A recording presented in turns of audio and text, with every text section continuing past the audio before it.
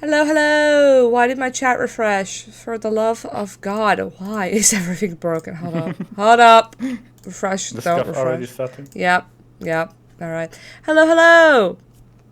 Ah, your goddess of sleep is Hello. awoken. My name is Skadi. We're here to yap. This is Kimmy. Say hi. Hi.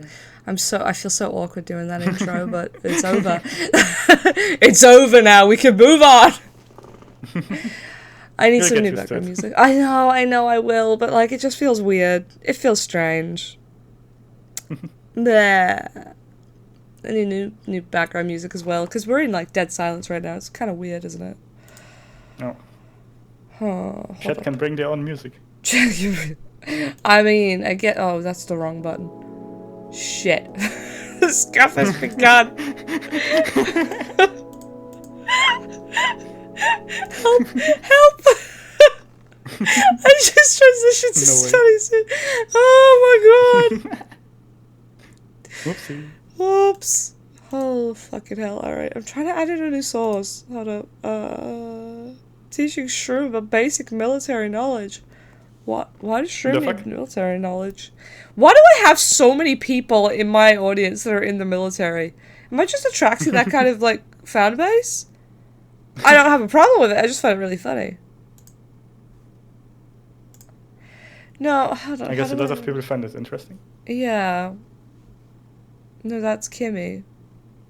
Huh? What do you... What do you mean by that? That's what I said. Why does Shroom need to know about the military? I know that's Kimmy. I came here from Kimmy. Huh? And now I'm even... What's us? I'm like, Help! what the fuck? I'm confused. Add existing. Oh, shoot.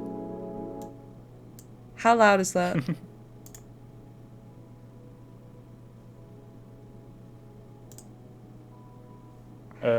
Pretty normal loudness. Okay, hold on a second. I gotta hit studio mode so that I don't do that again. Ah, that doesn't actually change it. Shit, hang on. I'm sorry. I gotta... Okay, I think we're good. God, that's cringe. I'll edit that out. How's the audio sound?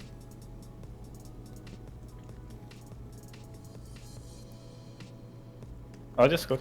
It's good? It's good, okay. So I'm actually planning on getting more, like, better, more fitting background music because I was super inspired by the Saint Trina OST from the Shadow of the Erdtree because it was, like, super... It was peaceful, it was sleepy, but it also had this kind of melancholy feel to it that I feel it's kind of somber. And like, yeah, I'm all positive and chirpy and all that, yeah, but like having this whole vibe feels like I shouldn't have hip hop lo-fi, you know what I mean?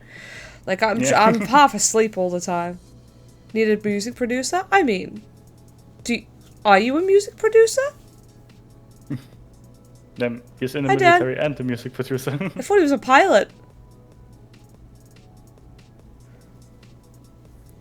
The pilot who's just like, I'm sorry, I'm just imagining you flying a plane with one hand over the other. You've got the turntables.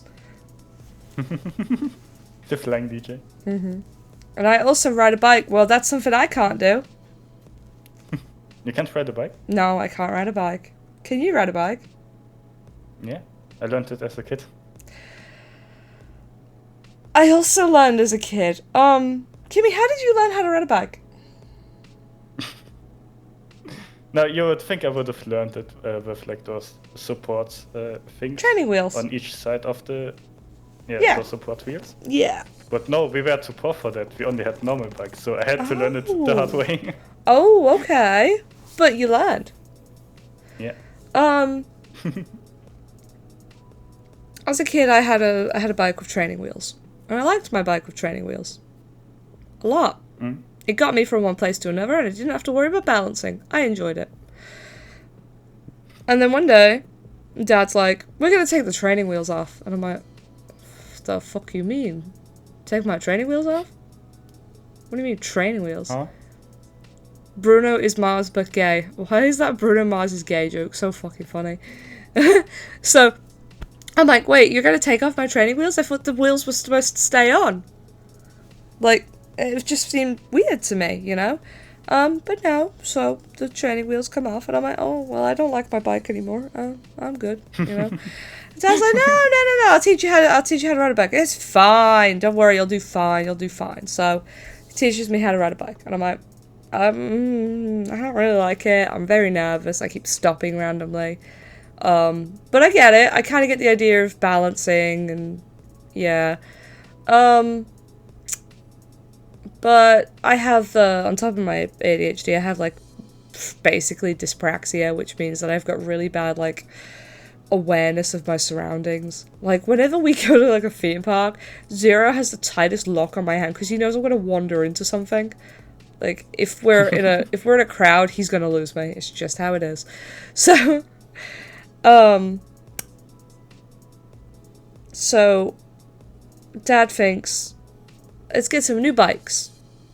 Yeah, a new bike. Not a training wheel bike, you know, like a brand new bike for a big kid, because she's a big kid now, because I was like, I don't know, 7, 8, or whatever. We get the bike. Dad puts the bike together.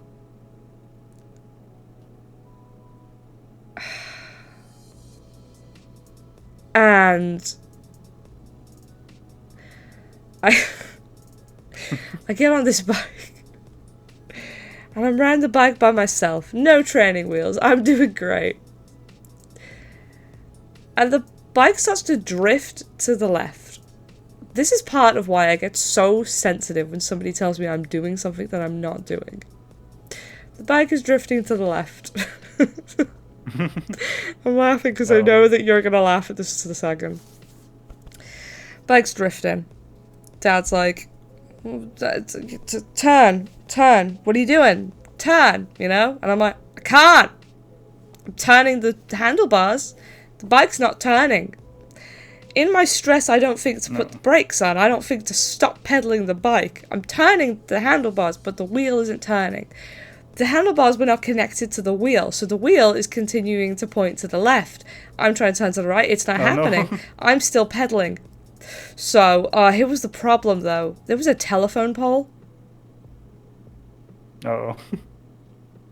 And little Skadi hit that telephone pole full force, flew over the handlebars, smashed into the ground, screaming, crying, blood everywhere. Oh, no. Dad wraps me up in a bandage. He's like, it's okay. And he's looking at the bike, and he sees that the bike, the screws that connected the handlebars to the wheel, and Dad's so careful when he installs things, so the fact that he didn't notice this really, really upset him. It was stripped, and you know when a screw has been stripped, it's not gonna work. Chucks me in the car, chucks the bike in the car, storms into the store where he bought the bike, slams it down in front of customer service. He's yelling, he's screaming. It is not that poor customer service employee's fault, but I'm still bleeding. Oh, no. But my little arms and my knees are all bundled up in like bandages and everything, and he's going ballistic on them, being like, if she had been near a road, you know, they're like, I'm so sorry, sir. I'm so sorry. We could do this. We could do a replacement. He's like, I don't want a fucking replacement from you. Are you kidding me? That you could have killed my kid. He's like, how dare you? Oh, no. And he's like trying to, you know, get them to look at it and take responsibility, essentially. And they're like, well, you know, the manufacturer, and that just pissed him off even more. But the problem was, yeah, so then obviously, you know, they apologise, the manager comes out. At the store?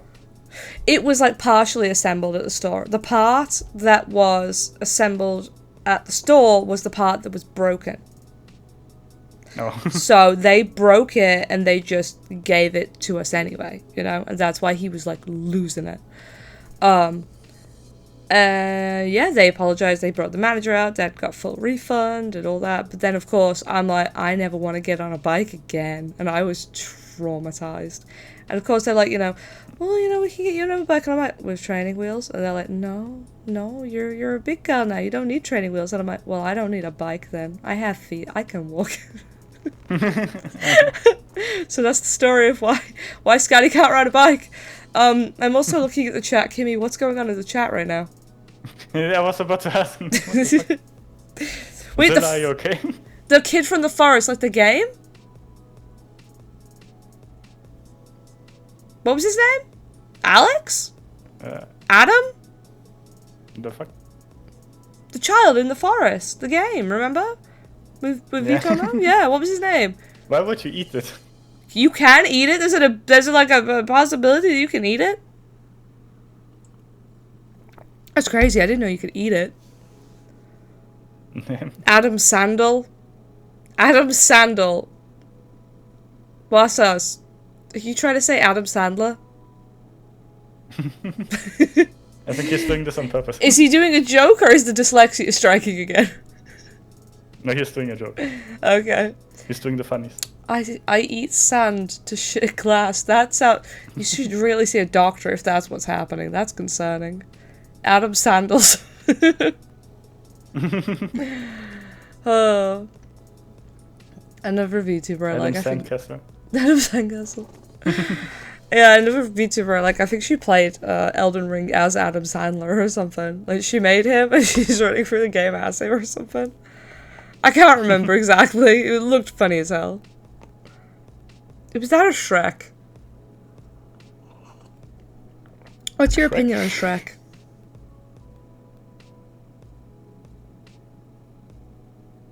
Nightbot. Oh. What's a Nightbot? I don't remember activating that. Oh, that's the music bot.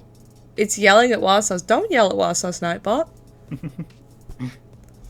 I'll yell at him.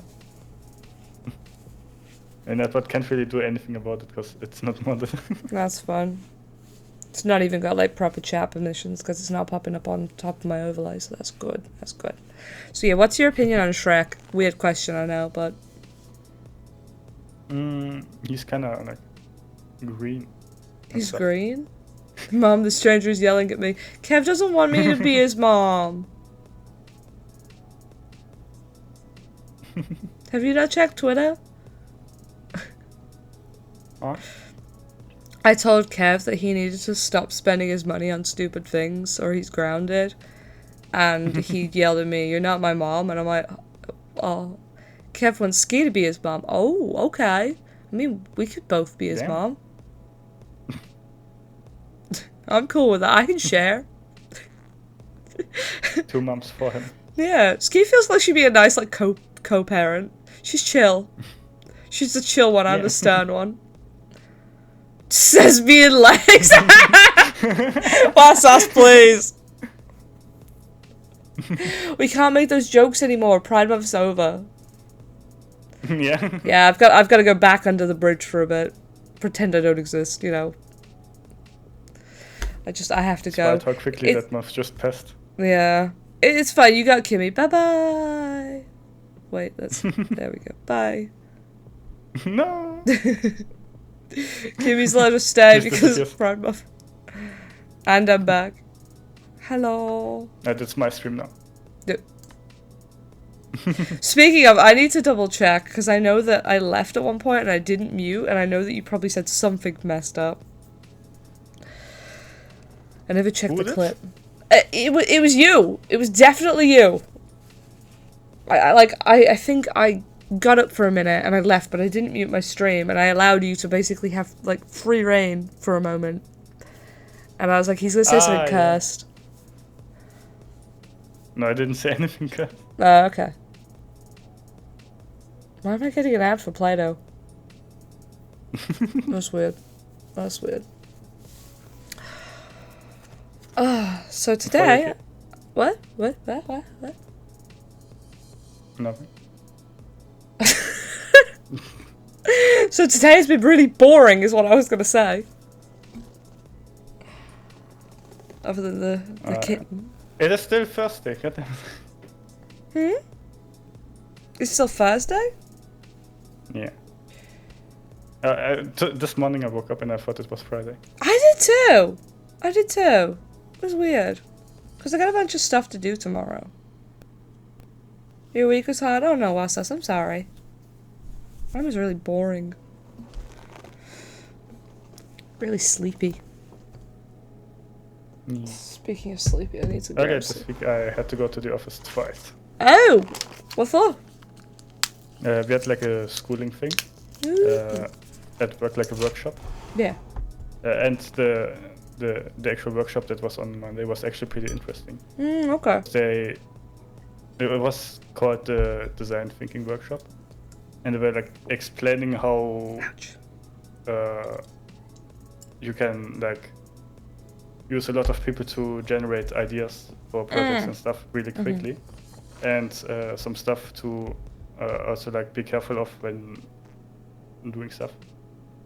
For example, they wanted to like explain how you have to, like when you make something, you have to ask the client like, okay, what do you actually need and what do you want to see? Because like you cannot like just be the customer and then be like, oh, if I was a customer, then I would need this and I would want this. Because you have a different view on things. Yeah.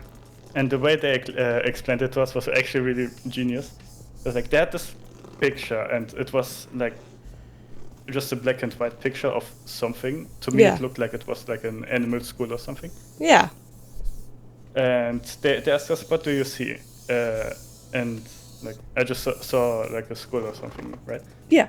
And then they said, what if I told you there's an animal on there? And then I look at it for a bit, and then I see a cow suddenly. Oh. And then they're like, okay, now you see a cow, but you cannot unsee it. Like, no matter how hard you try, you cannot unsee the cow. That's yes. And they were like, that's how they explained, like, okay, you now have like the knowledge and you see the cow, but you have to make something for someone who doesn't see the cow. And you cannot just unsee the cow to just pretend like you are that person. Okay. You have that information already, yeah. That makes sense. Because you've got to present that information. That is actually a really good way of explaining pretty much anything. Because you got to present that information to somebody else without outright saying, look, there's a cow here. You got to do it so they can just see it at first glance. Okay, so you have to make the cow really obvious. Understood. Huh. Yeah. For example, they explained how they had like a design meeting about products with Nokia, the phone company. Yeah. And they were basically trying to show a bunch of people how to like set up their phones. Like put the battery in and then set it all up. And what they notice is that when you normally put in the battery, you just like, if you're in the know, you just look at the contacts of the battery and then align them with the contacts on the phone. Yeah. Yeah. But what they found is that people usually would just look at where the writing on the battery was, like with the brand name and everything. Yes. And then just align the phone the way that it was, like the writing was readable. Yeah, that's what I do.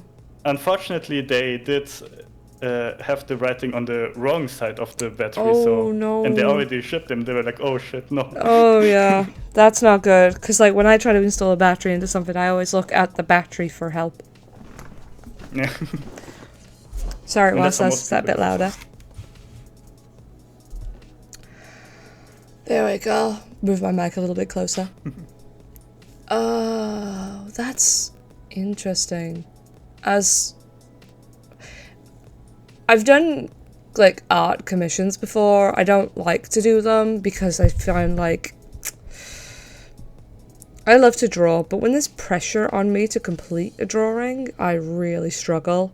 Like, I don't know. It's kind of like, I think it's from my ADHD. Because, like, I can do a thing, but if somebody tells me to do the thing, I'm like, no, fuck you. Don't tell me what to do. It's so annoying. Do it. Yeah, no, I don't want to do it. Thanks. Like, I'll be washing dishes. And my mum will walk in and go, oh, Skadi, can you wash some dishes? And I'll just look her in the eyes and I'm like, not anymore, I can't. Thanks. Or rather, used to, obviously. growing up and, you know, leaving home and all that. Now I'm like, washes dishes. Zero's like, Skadi, can you... And then he just stops and doesn't finish the sentence because he knows. He knows. He knows never to say, oh, you're cleaning! And I'm like, oh, fuck me, I won't do it anymore. Stays out of the way, let's be get it done. Man's very clever. Or even better, he'll say, oh, I was going to ask you to do that, but you did it anyway. Praise, good. And then I feel like I've got, you know, head pats. You're so my mom. How many kids do I have at this point? I'm just adopting them left and right. It's so funny. But yeah, so that's why I can't do commissions. Because, like, I'll be happy to draw something, but the second somebody says, you should draw it, I'm like, well, no, I'm not gonna. Zero has to use reverse psychology. Can you not wash the dishes? That would honestly work. He bribes me. I'm not gonna lie. He absolutely bribes me. There are, like, there are hobbies that I have, things that I love to do, but things that, like, he has to obviously do with me, because it's not, like, a solo thing.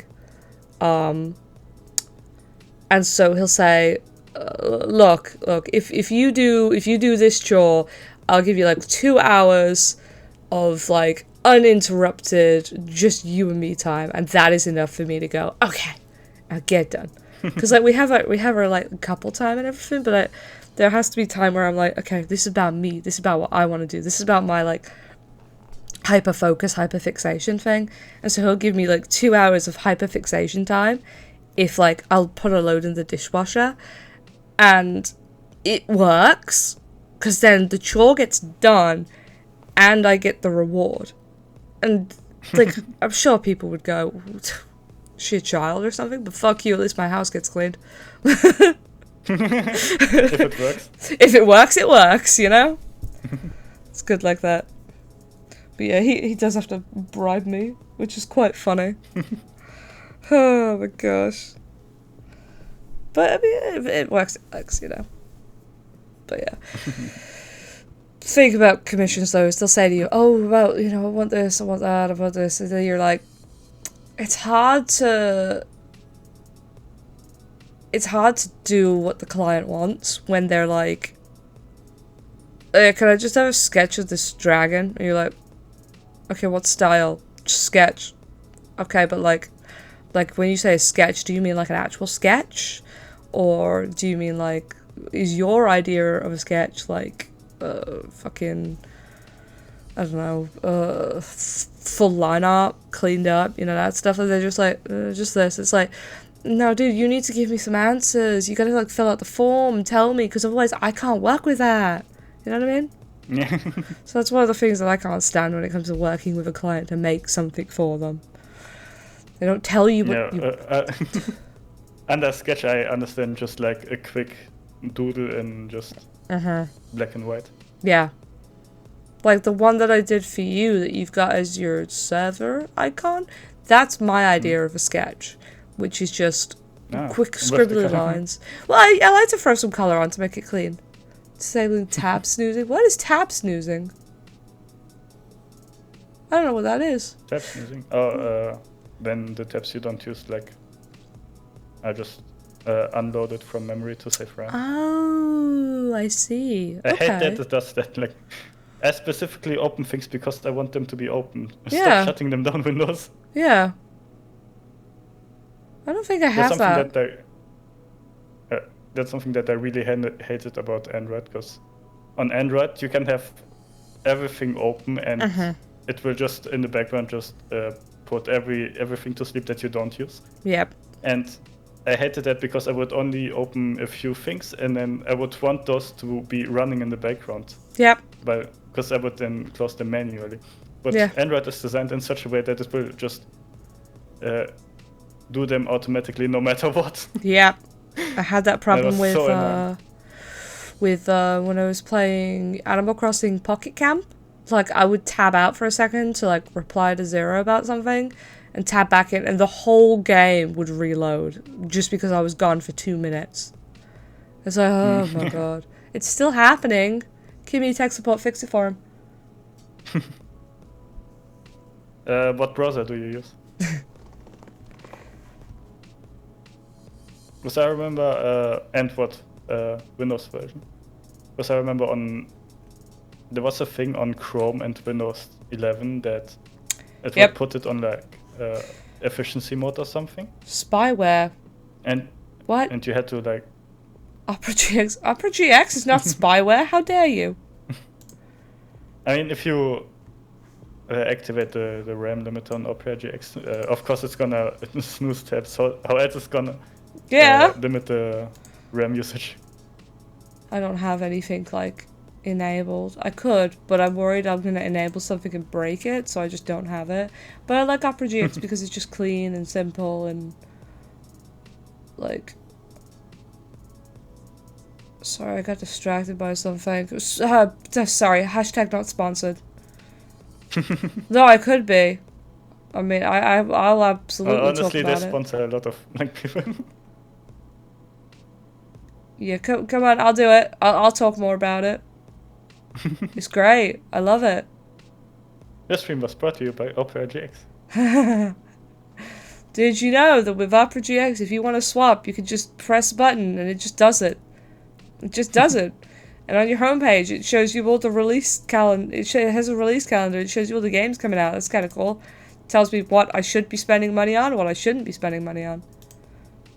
Like I can see that Zenless Zone Zero came out today. No, I'm not playing it. I don't have time for a new game right now. I gotta be kidding mad.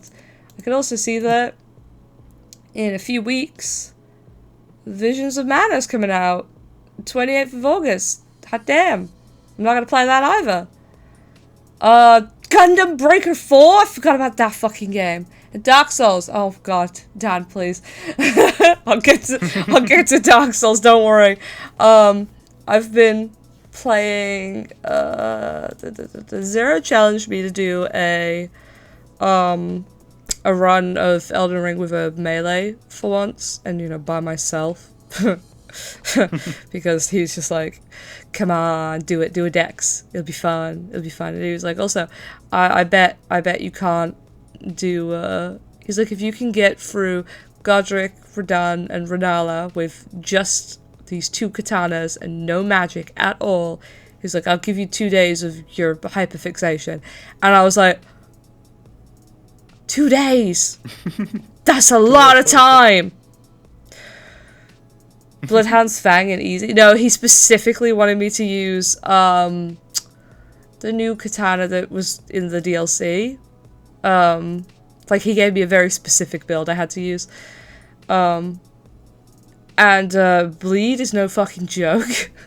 I killed Radahn by myself before he even activated his meteor. He couldn't do his meteor because he was bleeding too much. Like... It was nice. And then Renala, Renala was also a first try, but it almost wasn't because she kept jumping away, and I was like, get back here! I'm not casting right now! I have to be in melee range! Stop running away from me! But yeah, I did it, and I won 2 days of my hyperfixation. Hell yeah, let's go! Let's go! But I had so much fun with it that I'm gonna try and finish the run. I'm like, can I do it? Can I kill the Elden Beast with these 2 swords? Surely. You just have to believe in yourself. Yeah. I can do it. I don't know. I'm having fun with it. And then I'm also playing FF14. I'm like a whole expansion behind my guy. There's just so much reading. So I've been playing Devil May Cry 5. Yeah! And I played up until the boss fight with Dante. And you know, up until then it was like fairly easy. There were some annoyances, but like you could work around them, and it was just really fun to just play with Virgil. But then in the Dante fight, I was just getting my ass kicked all the time. Oh yeah. Holy shit! How am I supposed to beat him? It is the hardest fight in like the entire game. I mentioned it to Zero, and he was like, "No, that fight's no joke." Like he's played all of them a million times, and he agrees that fight is no fucking joke. Because it's like Dante has beaten you so many times. It makes sense that he would be so difficult for Virgil to fight. But when I was playing the normal run, like fighting as Dante against Virgil, Yeah. it was a lot easier for me because I could just parry the attacks most of the time with the Royal Guard. Yeah. But Virgil doesn't have that. No, he doesn't. If you're lucky, you can dodge some attacks, but otherwise you kind of have to just figure out how to not get hit. And that's the hard part. Yeah, because he will kick your ass. Yeah. There we go. I totally forgot to turn my lighting on. No, slightly darker. I know how to fix it. Get a second monitor. Ooh, sorry, I might have missed what that's in reference to. Fix what? Falling asleep while playing 14? What's I was responding to? I'm sorry, I've forgotten. I'm that bad. Confused as well. That came out of nowhere. Yeah. There's just style on him now. And in Devil May Cry. Oh, actually, I just remembered. I was looking at the freezing issue. Huh? What was freezing?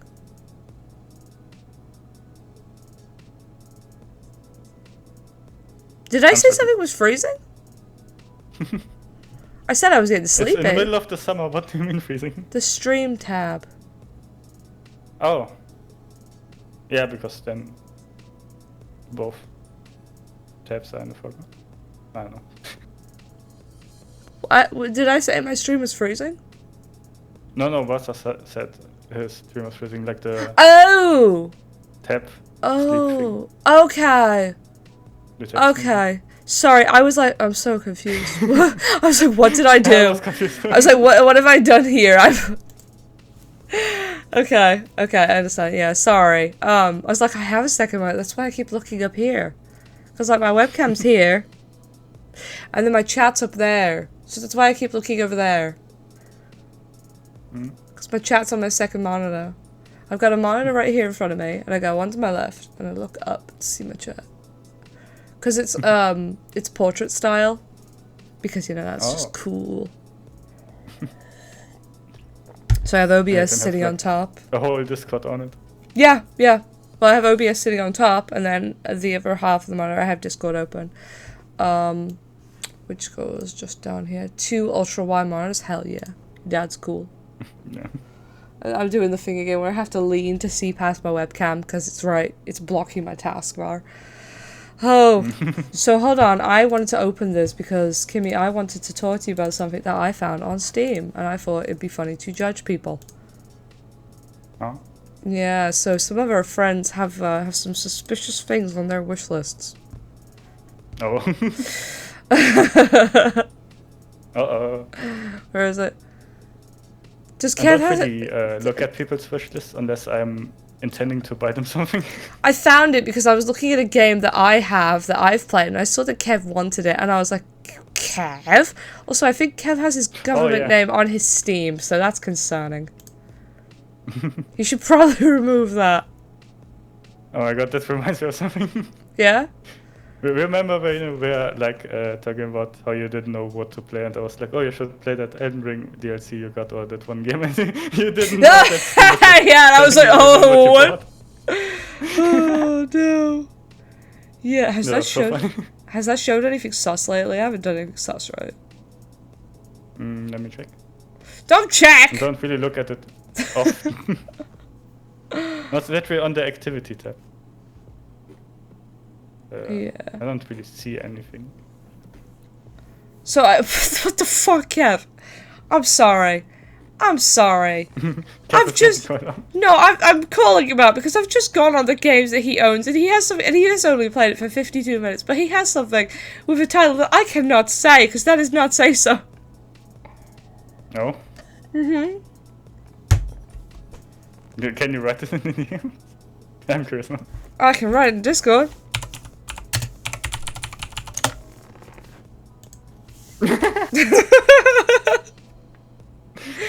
And he's also got another one. He's got another few that are pretty... Why are you looking at his library? Because I'm just judging him. I just like to judge people, so I'm gonna go judge Kimmy now.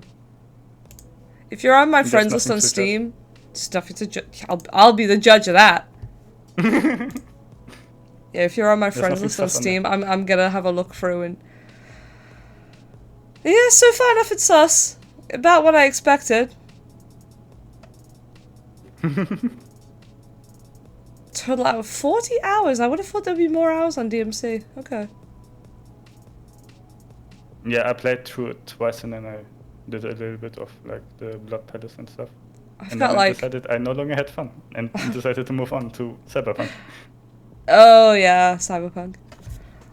I've got like 250 hours now on Elden Ring. That's a problem. Oh, you played 15. Like Final Fantasy 15. We're comparing our... Oh, are you checking all games? Yeah, I'm just having to scroll through, just looking. Oh shit. You played Dark Souls? Yeah, I played Dark Souls like years ago with I didn't know friends that. together. And I did not enjoy it. Oh no. Yeah, Dan, what is your playtime in Elden Ring? Cause mine's like 250 You're gonna judge now. me on the time when I played a lot of Neptunia games. I already judged on that. I looked at that and I went, damn. You only got 6 hours in Stardew Valley? Damn. Yeah, that one was like I played it with Tsuki once. Oh, yeah, And that's that's understandable. I think most of my playtime in Stardew Valley was on my PS Vita. Vitas are so great. Yeah. Probably over 30 hours with That's true. Dan did play a lot of Elden Ring with me. It's quite funny, really. I do like the fact that it's like with my streams, you come for the stream, but you end up joining the stream, playing the game with me, beating the game for me, you know, all that fun stuff. Oh, that looks cute. I'll put that on my wish list. Oh, what? Melatonin. Oh yeah, that's a It's a sleepy really nice, rhythm but game. also really short rhythm game. That's fine. Oh, Might be buy good it for on a a sale. stream.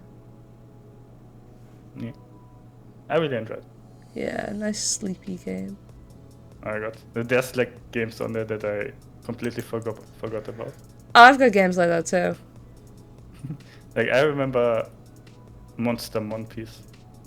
I remember I got the game for free from the developers because Put they were Ultra doing Kill a on beta yours. test.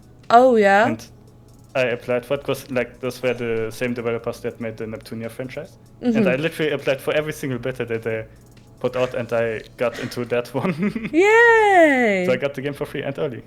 Good. That's always good. I will put Ultra Kill on my wish list because that just feels like fair. Because I mean, so many people are like, put this on your wish list. So Ultra Kill. Let's see. Oh, this is not expensive. Oh, there's a demo of it as well. I could give the demo a go. I feel like Zero's played this. Is there a weapon in it where you have like a gun and you use you flip a coin and shoot the coin? And the coin is basically the bullet. Is that a weapon in the game? Because if so, then yeah. Vanquish, basically Metal Gear Rising with guns. What the hell was that? The video started playing, it wasn't muted. Marksman. Yeah, okay. You have over 400. Yeah, okay, I've seen Zero play. It is one of those like fun, kind of addicting games. One that I want to play is Coral Island, because it's kind of like Stardew Valley, but you're on like a beach. I also want to play Slay the Princess, because I'm the kind of person that'll keep replaying a game to get all the choices. Planet Car. Part of a university finals. Ultra Kill is like gay Doom. That is amazing. There's a great description. Planet Car. I like how you didn't judge me on all the Catgirl games that I have. Oh no, I looked and I went, Interesting. Very interesting. 3 years ago was the right time. I'm gonna add this to my Actually, wish list. Actually, I have a little fun fact. Yeah? Did you know that the first Necropara game was actually what got me into anime? Is it really? Yeah. Necropara? Yeah. When was this? Planet Can meet Small Planet. That's cute. I like that. I've added that to my 2015. 2015. Okay, so you got into anime right around the time that I did. Actually, that's kind of funny. Yeah.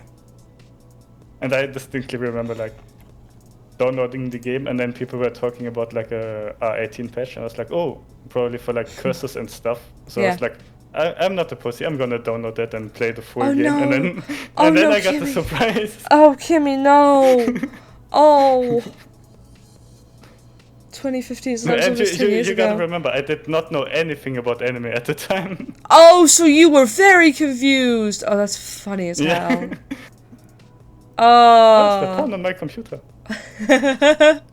First anime I watched was Akame ga Kill.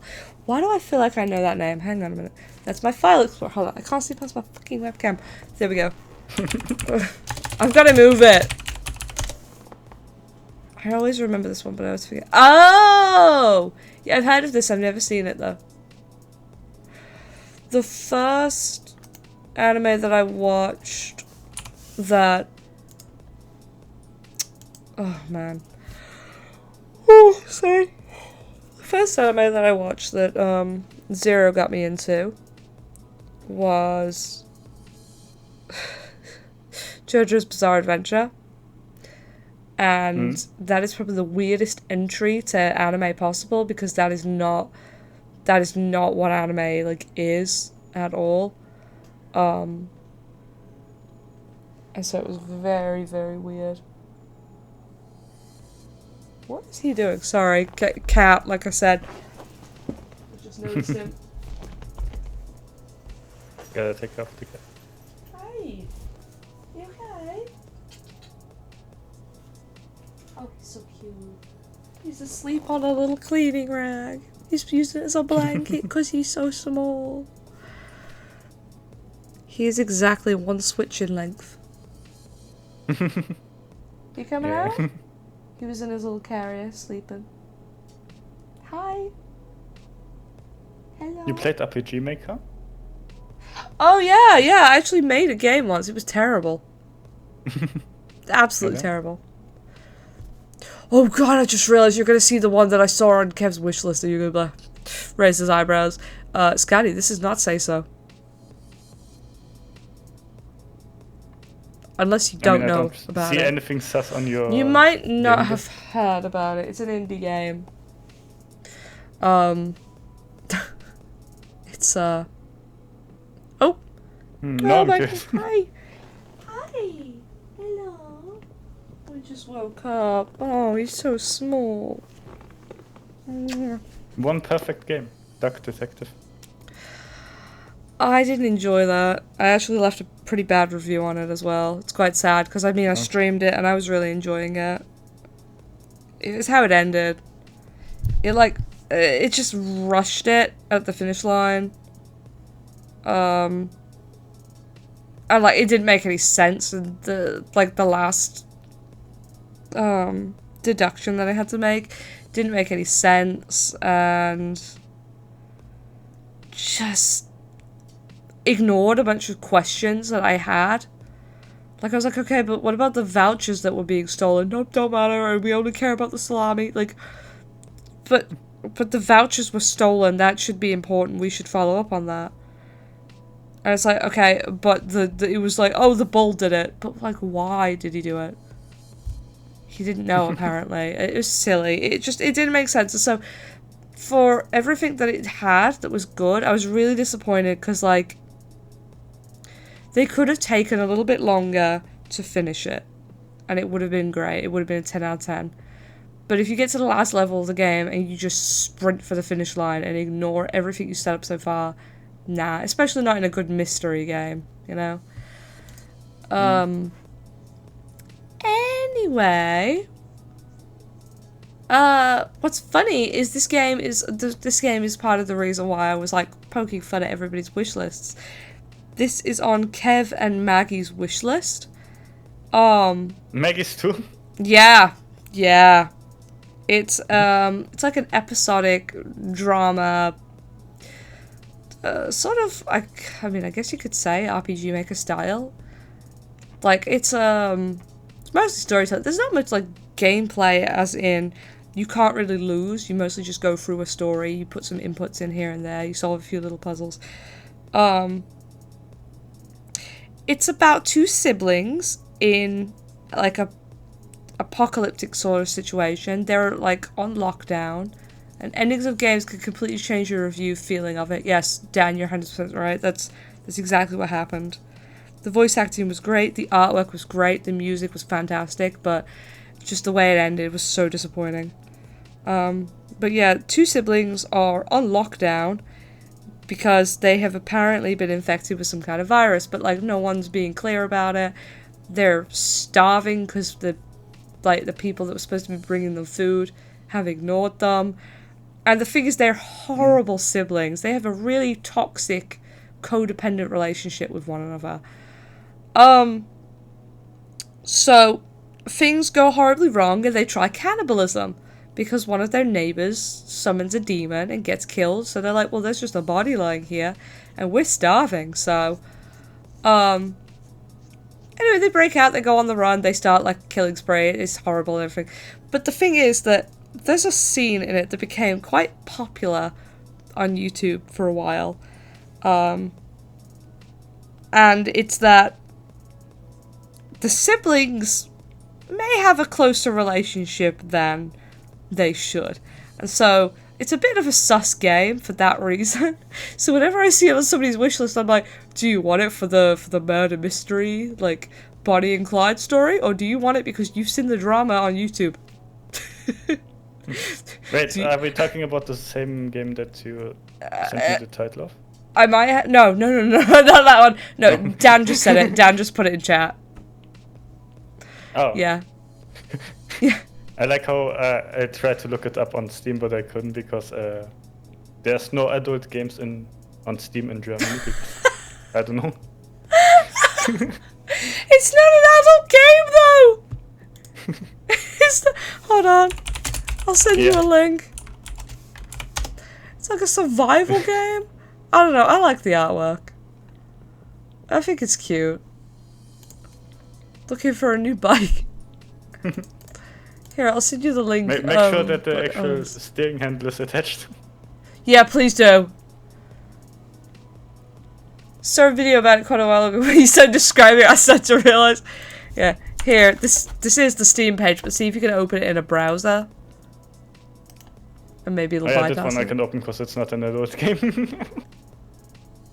Yeah, it's not an adult game. Oh, the first one is an adult game, yeah. Yeah. Yeah, so this, it's I enjoy it. It's a silly little story. I like the artwork for it. But there's a moment in it where started realizing with the surviving siblings toxic relationship, yeah. The close part, like, yeah.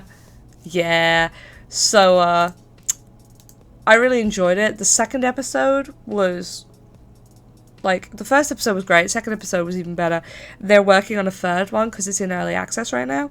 And I'm, like, super supportive of the devs because they want to take their time with it. There was some drama with some, like, DMCA stuff, but without the full story and how I personally feel about copyright stuff, I'm not going to make an opinion.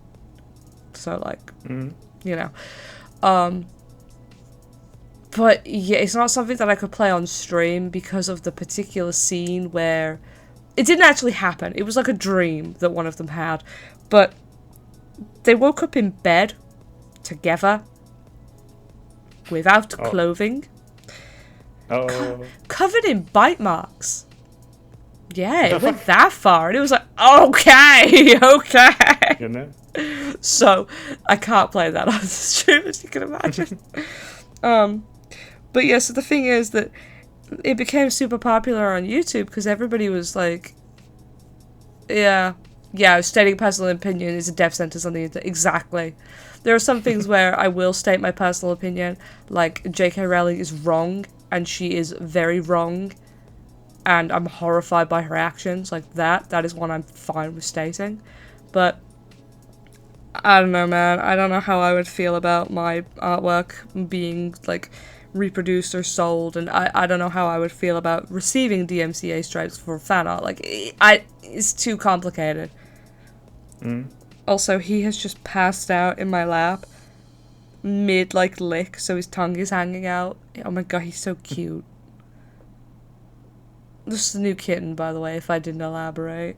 Like, I know I told you Kimmy, but I don't know if I actually said on stream.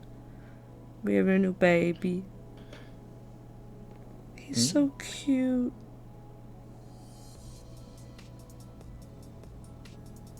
We gotta get a flea treatment on him, though. Yeah. He's got I'm a actually few gonna eggs. go to a pissing meeting. I mean, I have a meeting real quick. For God's sake, Kimmy! Be right back.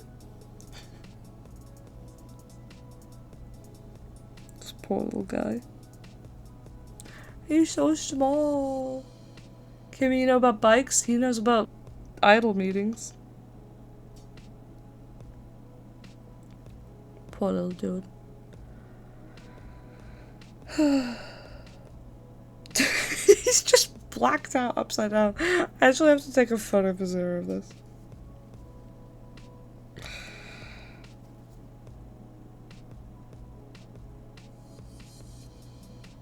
There's a terrible photo.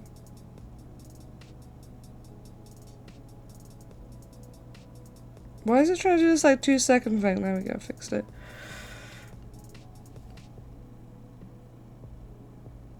Greylock? About J.K. Rowling? Oh, yeah. As a kid, I was super into Harry Potter. Who the fuck is J.K. Rowling? She's the author of the Harry Potter series. And she has become seriously transphobic.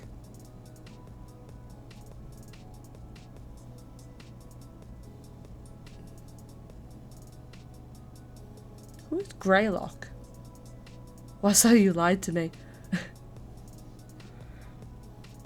Yeah, I don't stand for transphobia at all. Greylock is a analog horror series. I love analog horror. Are you telling me that there's analog horror with transphobia? Oh no! That's so... Oh, that sucks! Hold on. I'll look it up just so I can see, but I am not gonna support that. My favorite series. Oh, that sucks, dude. I'm so sorry. Yep, mood. I love analog horror. Hello. Dude, this sucks. Hey, Kimmy.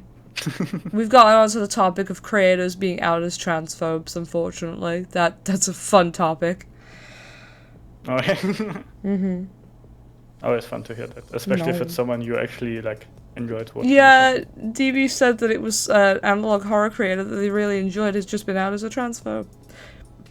No. Yeah, it sucks. The betrayer. Vita Canis? I know Vita Canis. Is that one, like, good? Can we support them? My favorite analog horror is Petscop. Kimmy, have you heard of Petscop? No. I'm gonna infect you with Petscop, just the way I've infected everybody else. You've met them? That's cool. That's cool. I also like the Walton Files. But let's get into Petscop. I will drag you down this rabbit hole, kicking and screaming if I have to. So, it's a 24 episode series, and how have you not heard of Petscop? Yeah. How do I put this? Have you ever heard? No. Have you ever heard of the company Garalina? No. So Garalina was a company that back in the 90s that made PlayStation games. And they were working on a...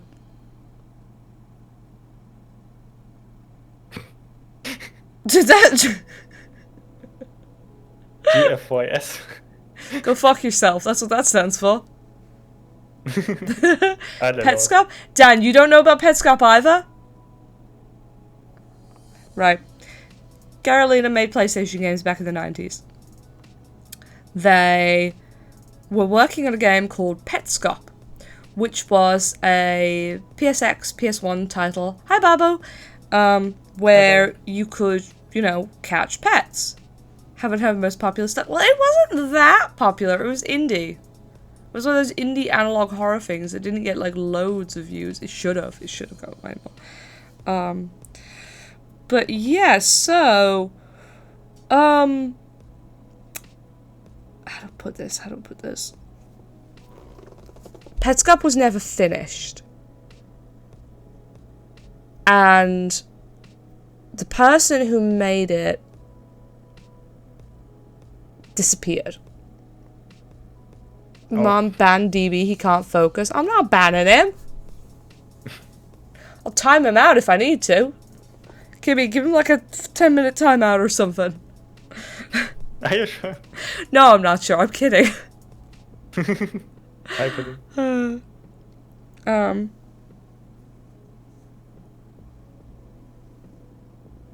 Yes, Oh, sorry, the baby's purring. He's learning how to purr. So, yeah, the game was unfinished. The game was like kind of abandoned until one day this kid found a copy of it in his attic. Kiwi needs to go to mod school to learn how to read streamers' minds. That's true. That's true. Yeah. No. Dan is like a graduate of that with a master's degree. It's funny. But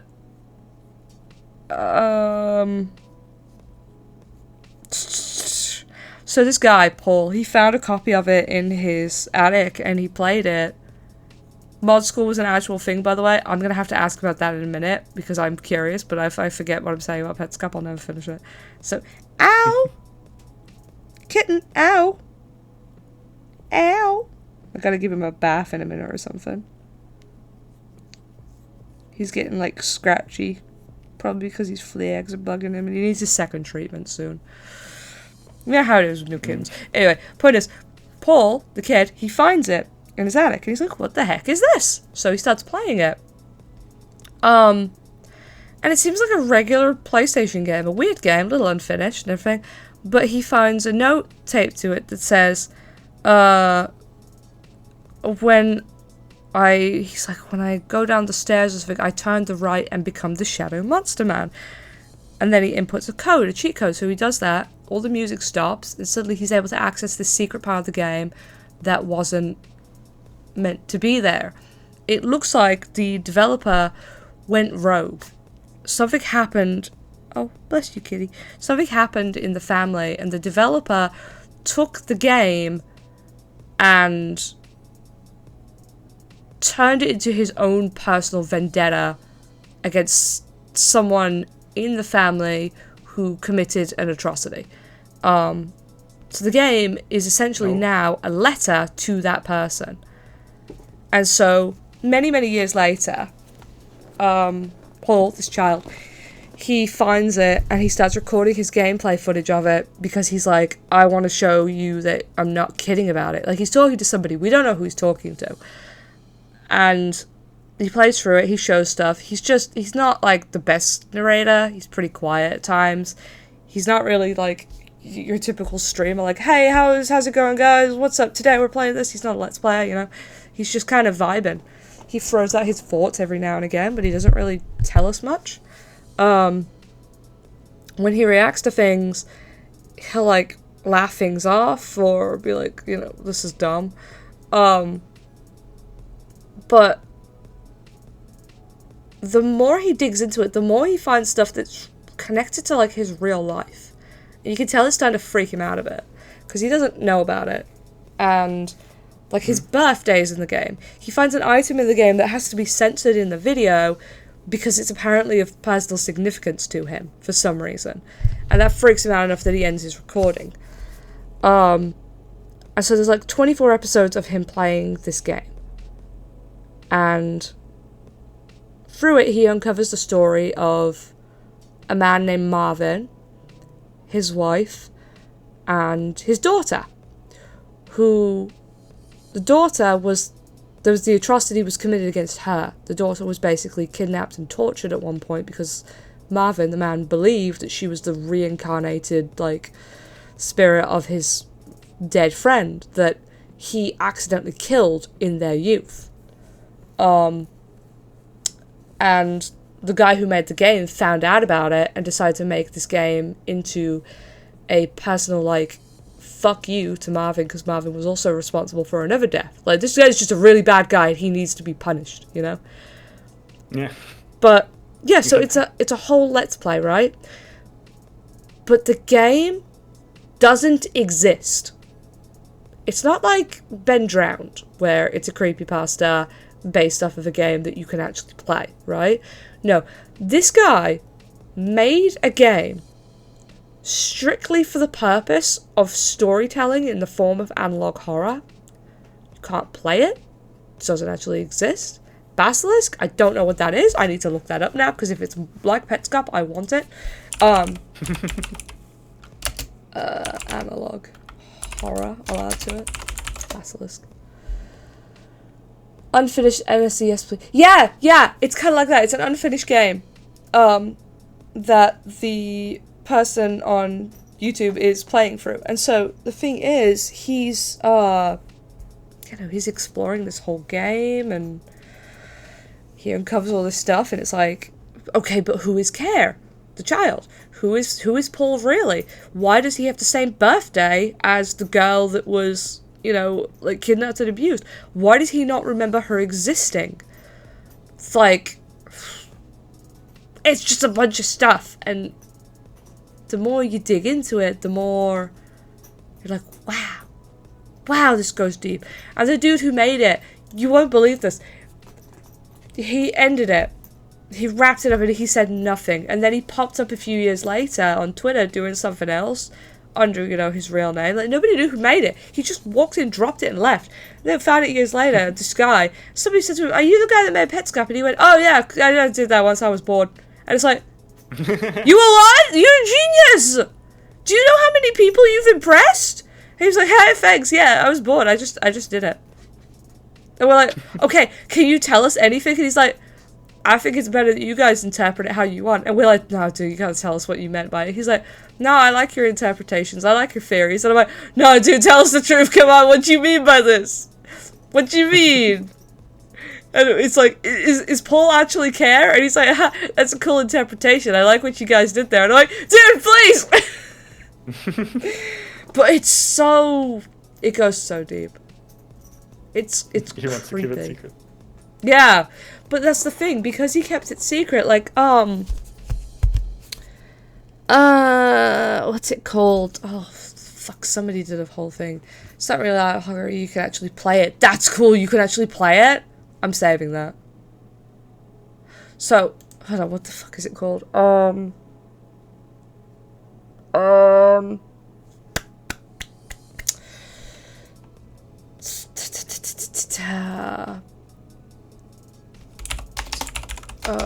It's a thing where your brain can't let go of something unfinished. There's a term for it. Hold on. Sorry about my typing.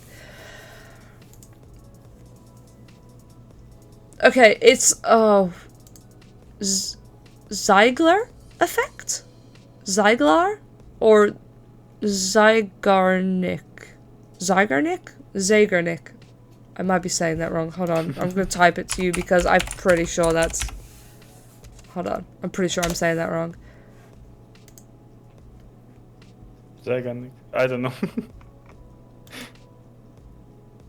was named after a Lithuanian Soviet psychologist. It occurs when there is an activity or a task that somebody is working on cannot be completed and it can't leave your brain, right? So say, how do I put this? Say you're doing a jigsaw puzzle, right? And you got one piece. And there's one piece missing. And you don't know where it is. You can't complete the task, so your brain can't let it go. So it'll bother you throughout the day. Like, Like, you know what, Dan gets this, actually, because he likes his achievement hunting. Dan, if you haven't gotten all the achievements, and you know there's one left, there's one that you're missing, your brain can't move on from that game, can it? You keep thinking about that one achievement that you gotta go get. Like, it's... Not really. You guys are not helping my point. It's a legitimate thing. It's a psychological effect where, you know, it depends. Okay. Someone broke one rule against me. What happened was us? Babo, do you understand what I'm getting at here? Somebody has to. Please. Please. It's why analog horror... It's why analog horror works. It's why FNAF sticks in people's brains. You do? Thank you. When something can't be solved, when something can't be completed, people can't let it go. Yeah. Babo doesn't know what's going on. ADHD goes hard. Yeah. Yeah. Me and horror doesn't mix. I guess. Rule 1? What's rule 1? Kimmy, do you know what rule 1 is? Don't talk about the Fight Club? Kimmy, you just broke rule 1. Don't talk about it. Don't even say its name. They don't need to know. They don't need to know the secret VTuber Fight Club. Hey, you blurted that out. I was just referencing a movie.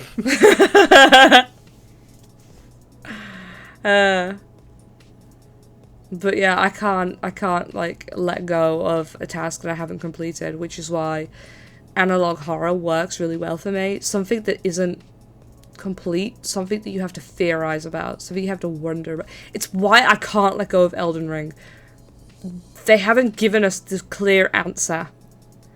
We don't know all the secrets, so I keep playing it, I keep digging into it, hoping that I'll find the tiny little puzzle piece that I'm missing that'll complete everything and solve everything, but it's not there. And it's never going to be there, and it's like an earworm. I can't get it out of my head. It's just there forever. Why is he squeaking? Oh, he's fine. So that's the thing about Pet Scout. It can't leave my brain because it's not explained. I see. So I'll theorize forever about what it could possibly mean. It's a nightmare. But it's a really fun nightmare at the same time. And I like to infect other people with my analog horror obsessions. I wonder if the creator will ever, like, tell the truth. Or if it's gonna be a secret forever. It's gonna be a secret forever. He's moving on to other things. I'm really excited to see what he makes next. What's the rule 1 in Rocket League? I don't play Rocket League, so I don't know. No guns? No guns. Isn't it a game about soccer? Gun.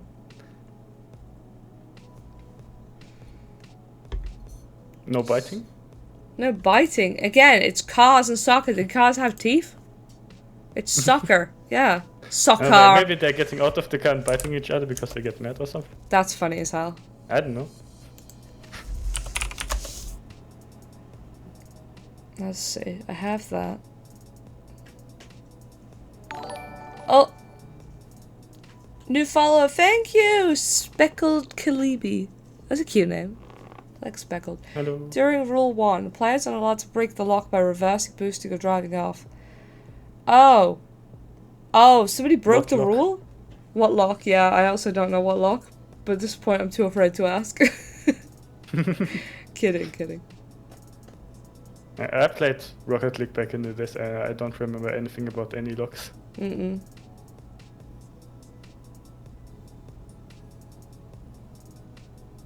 I can't believe I'm gonna have to do this.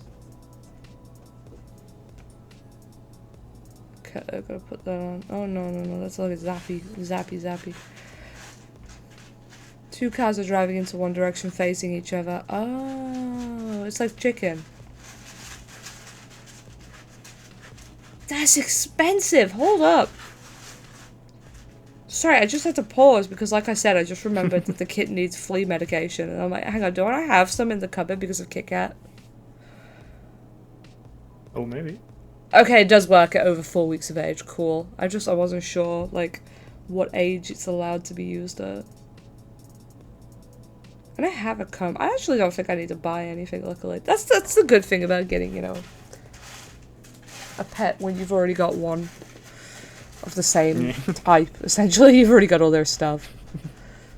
One of the same flavor. Yeah. One of the same flavor? Oh, that's funny.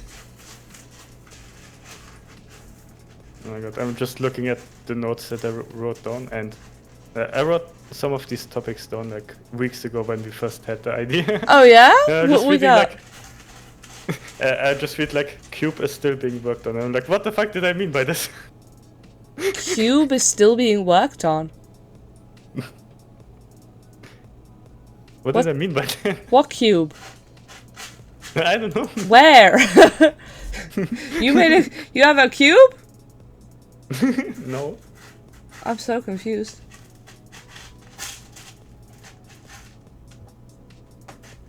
House. Do I want one for that? I don't think we need to worry about one being in the house. At the same time. We found a whole wiki about Rule 1. Oh my god, and they broke Rule 1. How do you do that? There's a wiki on it, man. How do you do that? Oh, today I had somebody break the first rule of doing anything in a FF14 dungeon. Oh, there are roots too? I mean, kind of. They're really simple rules as well. It's just, if you're a healer, please just use your healing abilities. It's that simple. No, yeah. It's not complicated. Just use it. They're like, I don't know how to. It's like, what do you mean? Just do it. Please. Yeah, so we went through this dungeon. We had to go through really, really slowly because I don't know what was going on. But the healer just didn't seem to be aware that she had the ability to cast certain spells. So she didn't. So I couldn't do anything because I was trying to learn how to tank. You can be a necromancer healer. Yeah, but that still requires casting spells. This one just wasn't. Kill them, then revive. I was trying to tank. I was trying to practice tanking, and she just didn't do anything. It was really annoying. I'm like, I can't do... Ugh, it was just annoying. Found a better wiki. You found multiple wiki pages on this single rule. That's incredible. Oh my god. People really take that rule seriously. Yeah. Chrysanthemums? What? Check this. What's this? Oh. Tactical breach wizards. Oh. Oh, that was cool! Kimmy, check that. Yeah. Kimmy is a pro yapper. Huh? I don't know, it's just my boss has to. Listen. Yeah, you are. Until it's teaching time. Tactical breach wizards. That looks really funny, doesn't it? I mean, that's an interesting art style. Yeah. I like it. It's quite unique. I like tactical games like Looks this. Interesting. Have you ever played Fire Emblem?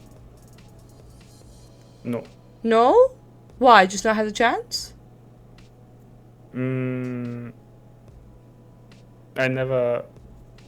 Okay, no, I did have a Nintendo DS as a kid, but like, I never really had it as a teenager. Well, I did hear about Fire Emblem, but I don't think it ever interested me. Yeah, it got popular when the 3DS was out. Because it wasn't really brought to...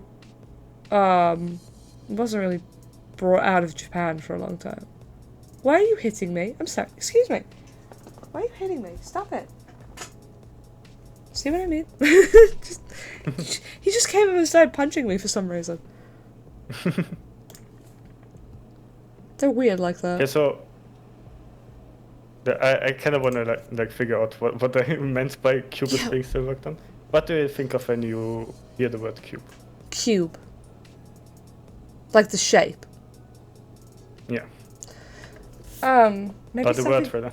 The concept. The concept? The concept of a cube. What? What? No. What comes when you hear the word cube? Well, I think of comes to your mind? Minecraft. Because it's... But we weren't building a cube in Minecraft. Oh! Cube word. I just forgot to write words. Cube word? Cube? I think I wanted to write cube word, was still being worked on, but I forgot to write the word part. So what does that mean? Now I remember. Is cube some kind of fourth wall break? I don't know, Dan. I don't know what. Well, so let me explain. Okay. There's a game called Cube World. It's like a Minecraft RPG game that I played way back, like I think more than 10 years ago. Okay. And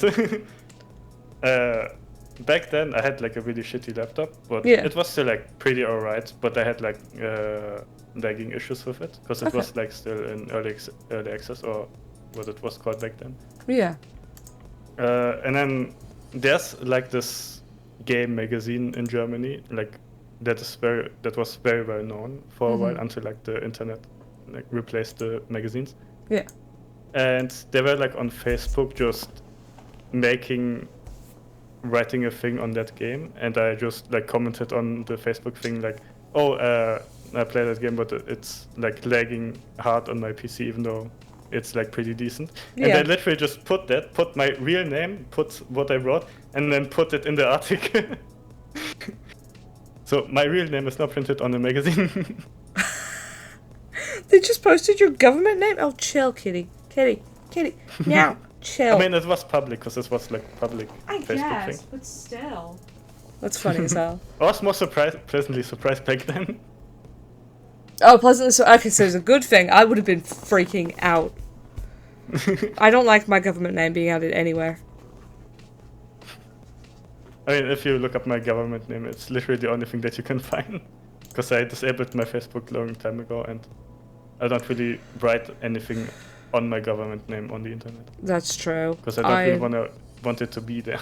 I should do the same. But I have my Facebook open because of work reasons, which sucks. Oh. Yeah. But yeah. But the thing about why I wanted to talk about this is recently I saw like a Twitter post of some person talking about it. I was like, wow, people are still talking about it. Yeah. And it turns out that the guy that makes the game is still working on it 10 years later. What? Seriously? And I'm like, holy shit. Is it actually going to come out at some point? Oh no, it's like Yandere Dev. It's not happening. Hopefully he can avoid the allegations though. My government name was in the news, magazines, school pages, posters, billboards. It's like Silk Song. Oh god, don't get me started on that. Luckily, I'm not on the Silk Song train, so thank God for that. But like, yikes. Oh no, it is a finished game. It is. They finished it. Yeah. Oh my god, the negative reviews on them.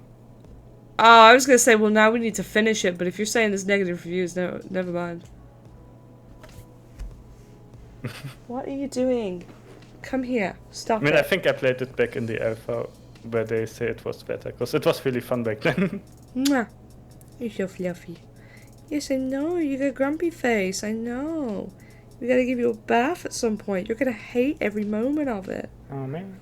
Yeah, he's very small. The problem is that he's like you know when kittens are really tiny. I'm trying to put you down, but you're... Okay, hold on.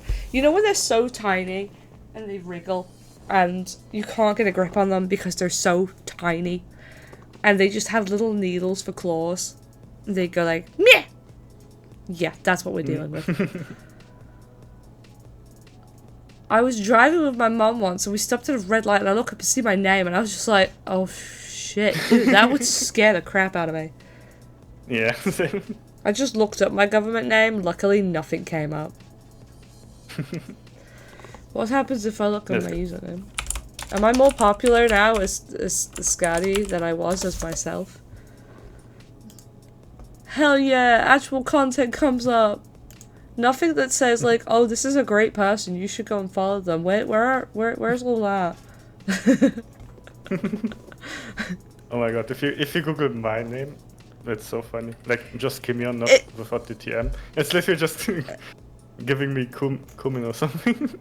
I'm sorry, if I search my username, somniskadi, on Google Images, why does a picture of you come up? Wait, what? Yeah, like, get down. Go to Google Images, search somniskadi, and there's a picture of you. I mean, of us with the bread stuff? No, I mean just of you. It's this picture. Hold on. It's just you. It's this. Just myself. Hold on. I just sent it to you. Like, what? Does that look like Skadi to you? Huh? We hang out that much, I guess. I had my face in one article in the because we cooked food for a banquet for present. That's pretty cool. That's quite quite funny because like really cool. there was nothing related to you in that post. Yeah, femboy Kimmy, yeah. But so why is it? I don't even know if I like that post. Not like I don't like the post. I just mean like on Twitter. I don't think I hit the like button on it. So like, why? I don't get it. That's interesting. That's weird. That's funny though. What happens if I open up my YouTube page? Oh wow, I need to update my YouTube. There is nothing on here. Kinda hot. Oh yeah, Wasas. Okay, I totally forgot to tell you. Wasas, go and look up, let me just make sure that if I tell you what to search, you'll find it. No, you won't find it for that. Hold on.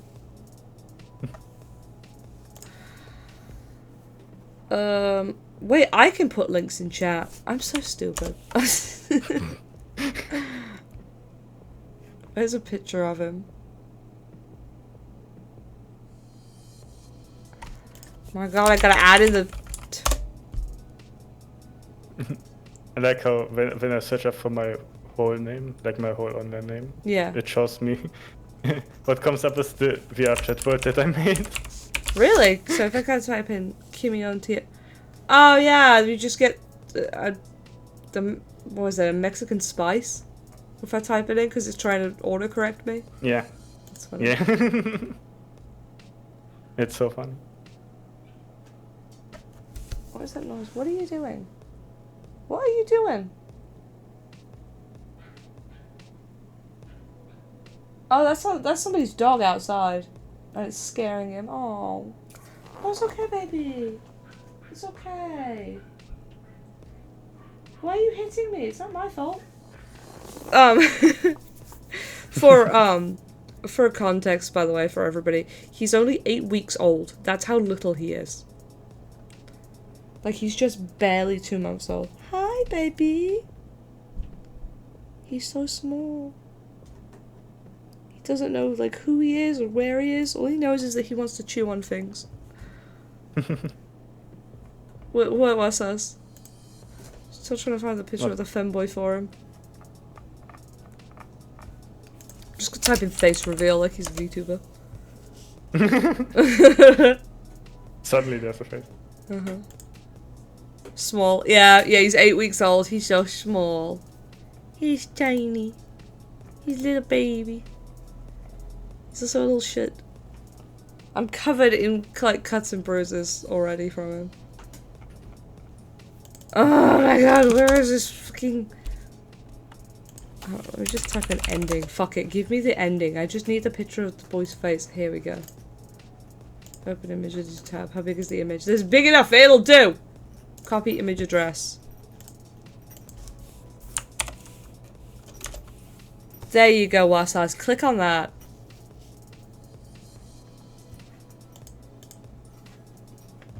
The pretty blonde one is dude. He is the most femboy to ever femboy. Oh my god. And he's marrying his brother. Yeah. Got him. It's gross. Yeah. Goddamn, indeed. Yeah. Like, I'm sorry, I didn't complete it on stream, for so many reasons. I couldn't deal with the nonsense of that final boss on stream. It's gonna need to be patched. Yep. He's the demigod of, like, kindness or some shit. I don't know. I don't know if he actually had a title. Yes. Oh yeah, you saw it a few times, yeah. Yeah, he wanted, like, an age of compassion and all this stuff, but, like, he was mind controlling everybody to do so. He's the demigod of pride. Yeah. Actually, Kimmy, I'd lost. I mean, I guess, but when I was playing it and it appeared and I realized that it was like, you know, oh, they're getting married, I screamed at Zero. I was like, they've released this during Pride Month! But yeah. The demigod of pride. The demigod. And the mayor of Alabama. He's a bit broken. Zero lays torch only. Ooh, I'm actually gonna type that in real quick. Because I've been watching people's, like, you know, runs of, stuff. I've been watching, Agent Jake do, no Skadi fragments, level 1 character, and he's basically just punching all the bosses to death, and it's like, what the why do you people do this to yourselves? But, yeah. Actually, that's a good topic, Kimmy. Because you just brought up the cube world thing, right? Has there ever been a game that you've been really excited for, and then at the end you've just felt disappointed for one reason or another? Yeah? What's that? Yeah. What's your experience? I just have to think about. I know I have like a game in my head that perfectly fits this, but I don't remember the title of it. It's fine. Go on. Just talk about it. Payday 3. Wow. Well, so that's just finding an easy answer. What, for Payday? You had the proper term? I think also for the Saints Row reboot. Because I really enjoyed Saints Row 3 and 4. Yeah, and when I heard they made a new one, I was like, ooh. I had bad feelings about that, yeah. Was it a gameplay, a story? What was the problem with it? I think it was just how the game was made. It was like unfinished, and it was not. They didn't continue it for what the game was, you know? Yeah. Like, when you play a game, you see a certain appeal to it, and then in the continuation, you expect the same appeal to come back, but then they just did something else. Yeah. It's not the same thing anymore. Yeah. It's like if you played. Oh, Smash Bros. Brawl Soccer. Wow, lots there. The usual new games remaster remake problem. Yeah. It is a problem that comes up a lot. It's like... Yeah, I guess the Saints Row thing is a really good example. They felt very, It felt like they were trying to... Oh, Kimmy disappeared. Huh? Your model disappeared. No. No, you're back. It's fine. Subnautica. Oh, okay. Can you get out of the printer? Luckily, he can't turn on. His paws are too small. What was it? Just Cause 4. Yeah, I heard about that one.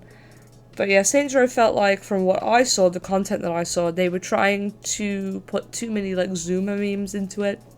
I was like, what are you doing? Far Cry 6. That I also heard. Yeah, Far Cry in general also, because like I remember when I played Far Cry 3 and I really enjoyed it. I was like, oh my god, I want Far Cry 4 now. And then it came out and I just didn't care anymore. That's such a shame. Yeah, completely different people worked on the Saints Row thing. Wait, where is he gone? Why are you in the radiator? Get out! Naughty. So I had that problem with... Oh. Yeah? Oh no. The funny thing is, like, I heard about all the drama about the first Watch Dogs game, so I didn't play it. Okay. And then at some point I saw like a good deal on Watch Dogs 2, and I was like, let me try that. And I actually really enjoyed that game. So I'm a bit disappointed that Legion is not good. That's funny. That's a shame too. Yeah.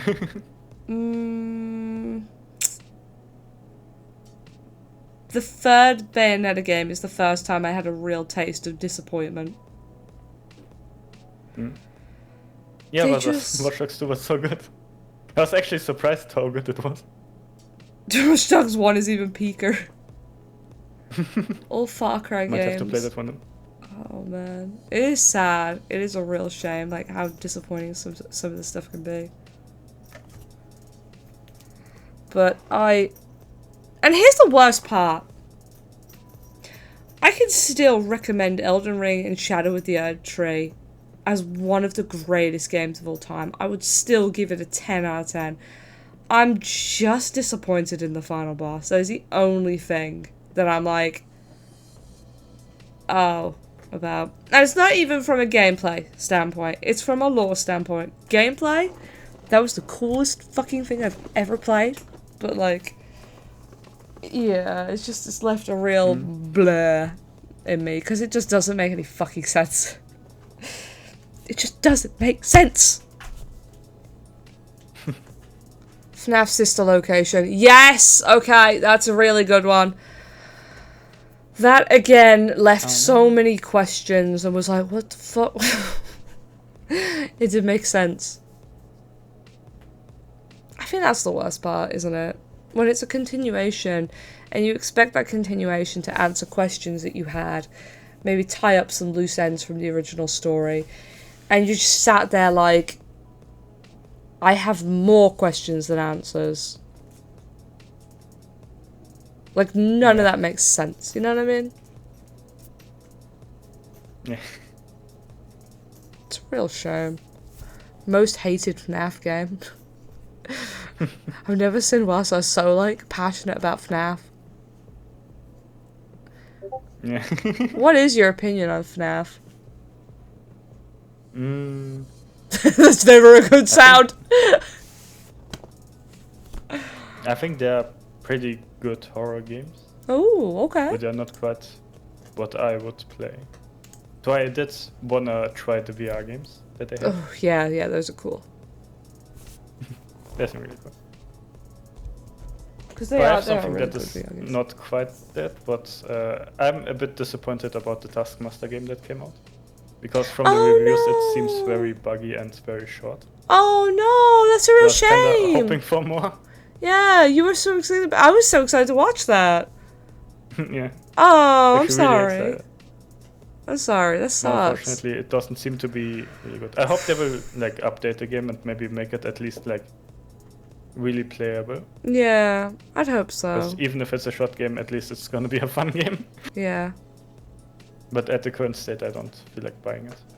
Yeah, no, I've been there. It is a real shame. It's just like, oh, Yeah. meh. Got another good one? Yeah. Oh. That is true, Dan. I do agree, though. Like, most of the time, I'm like, I'm not going to give a game any, like, amount of points. But, like I said, with Elden Ring, I've been obsessed with it. It would be bad of me to not give that a 10 out of 10. I don't think I've played anything as much. Minecraft Legends, I've never played that. But I have heard people be, like, merp about it. Oh, that's another one. Borderlands 3. Yeah. Oh yeah, I was also very disappointed about that one. Yeah, I was hoping for it to be like Borderlands 2, more of the same, but it was very, very mid, and it requires 140 gig of free space to install, so that's a big ask for, yeah. I was also pretty disappointed about the pre-sequel. For some reason, it just wasn't enjoyable. It didn't hit as good as Borderlands 2. Borderlands 2 was like amazing. Yeah. Yeah. It's a shame. But, what the heck? What are you doing? Oh, he's got his toy. That's what he's doing. I could just hear him flopping around in the background. He just falls over a lot. Because, you know, he's a kitten and he doesn't have full control over his limbs. Yeah.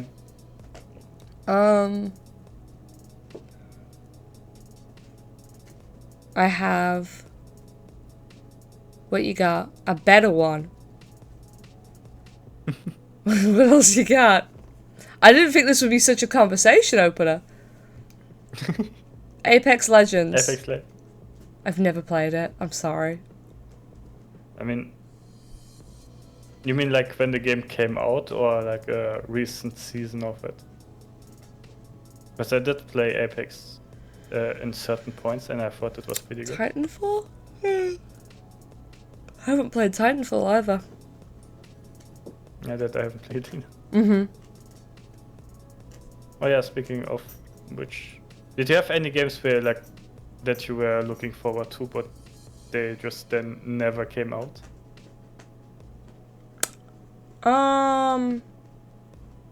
Spyro 4. No. I'm still holding out hope. It's not gonna happen, but I'm still holding out hope. I always said when they like, especially when they like say, okay, they're working on the game, that, and you're like, oh my god, I'm gonna play it when it comes out, and it just never comes out. They never actually said that it was gonna come out, but the thing is, it's like they were testing the waters with the fourth Crash Bandicoot game.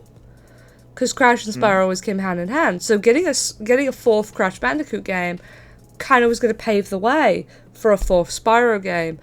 But all the layoffs have happened, and unfortunately Crash had some problems that caused it to not be a massive hit. It was a big hit. A lot of people liked it. But a lot of people also didn't like it. So I don't know how likely it is to get a Spyro. That's the sad part. So like womp womp. And then one that never came out, not really this. What about something that every time there's like E3 or something, you're like on the edge of your seat, like, please announce this for me, please, please. I want this. For me, it would be DMC6. Oh hey. Yeah. I would be really happy if they actually like announced it. I'd love that. Yeah. Do you actually know what happened with the third Bayonetta, by the way? No. Have you ever played Bayonetta? Have I played it? Yes. Have I played through one game? No. Okay. Have you played through 1 or 2? Or like, which one is it that you have like more experience with? I don't even remember. What was like a friend of mine had it, so they let me play for a little bit. Okay. So I don't remember much of it. It's kind of like DMC, where, you know, there's some puzzles, and most of it's like action, combo, just style points and everything. And the story is about the witch Bayonetta. She's awesome. She's tough, she's sassy, she's gorgeous. I love her so much. Then the third one came out after years of people being excited for it. It did the thing where, okay, so it introduced this new character, Viola, I think was how you pronounced it, Viola or Arthas? I don't know who that is. I'm gonna Google it real quick. Hold on. What, in World of Warcraft? Wait, are you saying that he's gonna be the Nello Angelo this time around? Because that's funny as hell. Anyway, yeah, so DMC4 introduced Nero. DMC5 kind of handed the torch properly to Nero. He's the new character. He's the younger one. He's sassy, he's funny, he's witty, and he's a little punk, right? Third Bayonetta comes out, and it introduces a new character, who is also a witch, but she has a different combat system to Bayo, kind of like Nero does. Basically, she is the Nero of the Bayonetta franchise. Her design is good on paper, but when it's actually put into the game, it's not great. Oh, hold on, this specifically. Let me see. Oh, I see. That's horrible. No. I don't want Sansa to be like that. But yeah, so she's supposed to be this young new witch who's gonna kind of take Bayonetta's place moving forward. You know, like like the way the Nero did. It's basically the same thing. It's the same thing, and they can say all they want. No, it's not the same. It's the same thing, okay? You copied your friend's homework, just accept it. That's what happened here.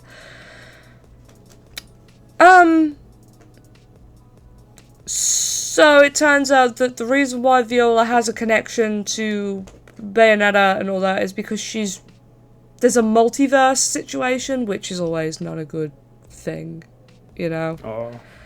Oh. If you don't handle the multiverse correctly, it's gonna flop horribly. And everyone has multiverse fatigue right now. So suddenly we find out that Bayonetta 1 and Bayonetta 2, the two separate games, were actually two separate timelines. Like, it wasn't a continuation. It wasn't a sequel. It was two separate timelines. So... Yeah, I just called it Bayonetta 3 anyways. Well, that's the thing. It's a third separate timeline. So in Bayo 1, at some point, Bayonetta bumps into this child, a little girl named Cereza. And she looks after this child. And this child is looking for her mummy. And she thinks that Bayo is her mummy because she looks just like her mummy. And so it turns out that because there is a time loop going on, and this actually works, like, Bayonetta does time stuff really, really well. It turns out that Cereza is Bayonetta as a child. And that's the reason why she thinks that Bayo is her mom, because Bayonetta / Cereza looks exactly like her mom, Rosa. So she's actually looking after herself, her own child self. Now the thing is that the little girl, the little Cereza, grows up and becomes the Bayonetta that you play as in Bayonetta 3. So it's separate timelines, right? Bayo 1 has one timeline, Bayo 2 has another timeline, Bayo 3 has a different timeline. But Bayo 3 is a continuation of Bayo 1 because that little girl Cereza that you protect in Bayo 1 grows up to be your player character in the third one. So, all that happens. Turns out somebody's jumping through timelines and murdering every single Bayonetta in every single multiverse or something or other. I don't know why. Oh, Bayonetta is her own mother. No. She just thought that she was. She suspected that she was. She wasn't actually. So, already it's like we got the multiverse fatigue going on and it's kind of annoying and it's like, okay, so that's happening. Cool, I guess. The villain was completely forgettable. Bayonetta's best friend, Jeanne, is incredible. She's another witch, and she's the Virgil. She's your rival character. She's, you know, like, your opposite, but also has your entire moveset. And you fight against her, and it's super cool. It's just Dante and Virgil, you know? But they're kind of like, they love each other so much. And, like, I mean, I'm gonna say it. They are gay. Like, you can't tell me that they're not. They're always flirting with each other. They love each other so... In the second one, Bayonetta went to hell to save her soul. Like, she loves her so much. It's beautiful. And at the end of the third one, they go, okay, so remember Viola? This new character that we introduced? Viola is actually Bayonetta's daughter. And we're like, okay, she looks nothing like her. It's not a Nero situation where you could just look at him and go, yeah, that's Virgil's kid. You're like, that doesn't make any fucking sense. And she has, like, fairy magic as well, for some fucking reason. And then we find out that Jeanne dies off screen, by the way. Like, a major character gets killed off screen, and Bayonetta doesn't even care. It's like, what? Your best friend just died. Are we going to address this? No, we're not going to address this. Moving on. Yeah, moving on. We have to focus on Viola doing all the stuff with her mom. And it's like, but you didn't build it up right. And oh, sorry, kitty. He jumped onto my foot. And it turns out that the father of Viola is this guy, Luca, who has been just... in Bayo 1, he's also a major character. In Bayo 1, he wanted to kill Bayonetta. In Bayo 2, he was helping her with some stuff. In Bayo 3, he's turned into a fucking werewolf and is possessed by fairies for the whole game. And there's also an alternate version of him that's the king of the fairies. And it...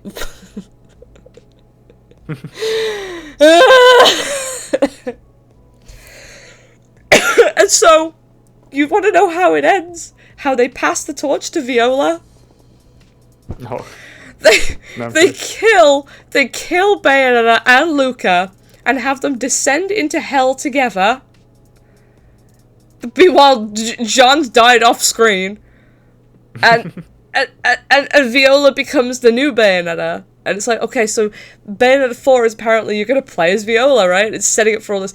And then they added 2 things to her design, right? To try and, like, be like, oh, look, she's the Bayonetta now. They gave her Bayo's glasses, because, you know, her signature glasses, and Lucas... and Lucas' scarf. And when I tell you this is the tackiest design I've ever seen, I'm not joking. I'm going to find you a fucking picture so you can understand why at the end... You're like, I don't want this. And they're like, no, but it's like Nero, right? It's like, it's not like Nero. It's like if you did Nero, but wrong. It's so bad. Hold on. Oh my god. Hold on, where's the fucking picture with the scarf and the fucking glasses? It's so fucking bad. It's so bad. Just... That's our new character! What the fuck is that? Yeah! It's literally like what they did with Dante in the reboot of Devil May Cry. That's my point! This is Viola. This is the character that they tried to be like, look, we have our own version of Nero. I don't want that. That's not... No! No! That doesn't look anything like her! Like, it doesn't look like Bayonetta. What do you mean that's Bayonetta's daughter? And so the thing is, right, Luca doesn't even look like this. Luca has brown hair. It's just... Oh my god. I hate it so fucking much, dude. I was so disappointed. And the thing is, everyone was really ready for, like, a DMC/Bayonetta crossover where Dante meets Bayonetta, because that would be so fucking cool, because they have, like, so many similarities. But now, we don't want that to touch DMC and to taint it, you know what I mean? Yeah.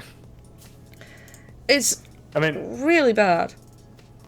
One can only hope that they actually gonna copy the homework of DMC once again and actually make a sequel that people then like. Yeah. Yeah, just fix it, dude. Just fix it. Just press the fuck go back button. Yeah, there you go. Fuck go back. Bayonetta at home situation. Yeah, honestly, it was frustrating. So I was really excited for it. We bought like the collector's edition and everything. And we were sat there afterwards like, what the fuck was that? What was that? And I was ranting and raving about it. I mean, I was pissed, as you could tell here. Like, I mean, when they went, oh, you know, Dante and Virgil jumped to the bottom of the tree, and they did some, you know, wacky thing, and they passed the torch to Nero. He's now running Devil May Cry. And Dante and Virgil are stuck at the bottom of the tree, right? But they're not dead. Yeah. They're just fighting eternally with each other. There's every chance they can come back. There's all kinds of bullshit that could happen to bring them back, you know? And I feel okay. I'm happy handing it over to Nero, because Nero's a great character who had time to be, like, established. He makes sense. But I think you play as Viola, like, for 4 levels. So it's not really enough time to build a bond with a character, you know what I mean? Especially one that looks like that. It's really hard to like her. I know they wanted to hide that she was, you know, their daughter, but if they literally, all they had to do was make her hair black. That's it. The stupid lipstick doesn't work. It doesn't work. None of it works. It was kind of obvious. She has the fucking demon cat and stuff. Like, the worst part was the social situation around it as well. Like, well, people, oh my god, don't unplug my computer. Cats, I swear. So they swapped the voice actress for Bayonetta because the original voice actress wanted to be paid a lot more than they could afford, right? So they hired somebody new, and she, like, tried to boycott the game and everything and got really angry.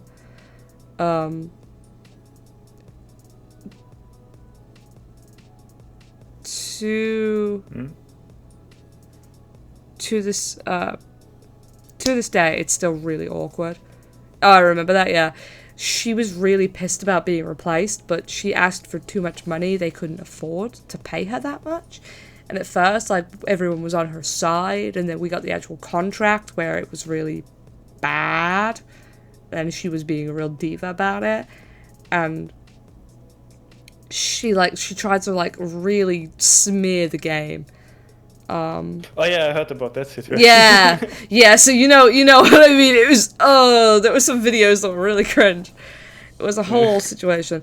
But then when the game came out, and we got the realization that Bayonetta has been in love with Luca the whole time, apparently, right? People were angry, and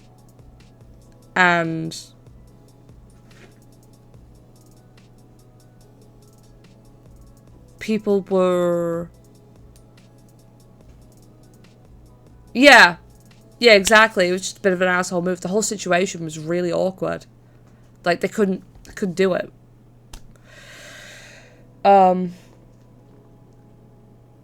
People were angry because they said that people were being biphobic about Bayonetta choosing to be with Luca. Like, because they said, oh, what about Jean, right? And, like, they were saying that she couldn't be with Luca because clearly she was gay, you know? It's like, well, she's bi, actually, so no. She could be with either one, it's fine. And so it became a whole thing where everyone was like, oh, it's biphobic if you don't like the couple, you know? It's biphobic if you prefer Bayonetta and Jean over Luca and Bayonetta, you know what I mean? It's biphobic if you don't like her being with the man. And as a bi person, I can say, no, it's fucking not. It's not. It was a bad couple. It's nothing to do with the gender of the character. It's to do with the fact that it wasn't well written. It didn't make any sense. They just threw it in there because they needed a biological reason for this child to exist. They needed to copy the Nero thing. Yeah. And so everybody was getting all fussy about it and going, you know, you're being offensive and trying to erase bi people. No, we're not. We're just mad that the game doesn't make sense. So stupid. Yeah, so that was all over Twitter for a while. And it just left a bad taste in everybody's mouth. So it's like, Bayonetta 4? Is that going to happen? Are we going to get that? It's such a shame, maybe. Too. It could have been, like, it could have continued to be like DMC where it was great, but no. Oh my God. So I just remembered the game that I was thinking about when you initially asked me the question. Oh yeah, okay, what game? Was actually, and I'm like, as soon as I remembered, I got really mad about it. It was the Laid Back Camp games. Have you ever watched Laid Back Camp or Eurocamp? No, I haven't. Okay, let me explain you what it's all about. So it's in a way like K-On, where it's just like cute girls doing cute things. Oh yeah. But they go like camping, and a lot of the time in the anime spent like going to different like campsites in Japan and then looking at all of these different like wonders of nature essentially. Yeah. And then seeing all these things. And that's kind of the appeal of Eurocamp. Yeah. And when I heard that they are actually making a VR game, I was like, holy shit. That would be so cool if you could like just go around Japan like in these like different spots, look at Mount Fuji and everything, and then just explore. And like how you do with like Google Earth in VR or something. Yeah. Like that would have been so cool, but of course they did not do that.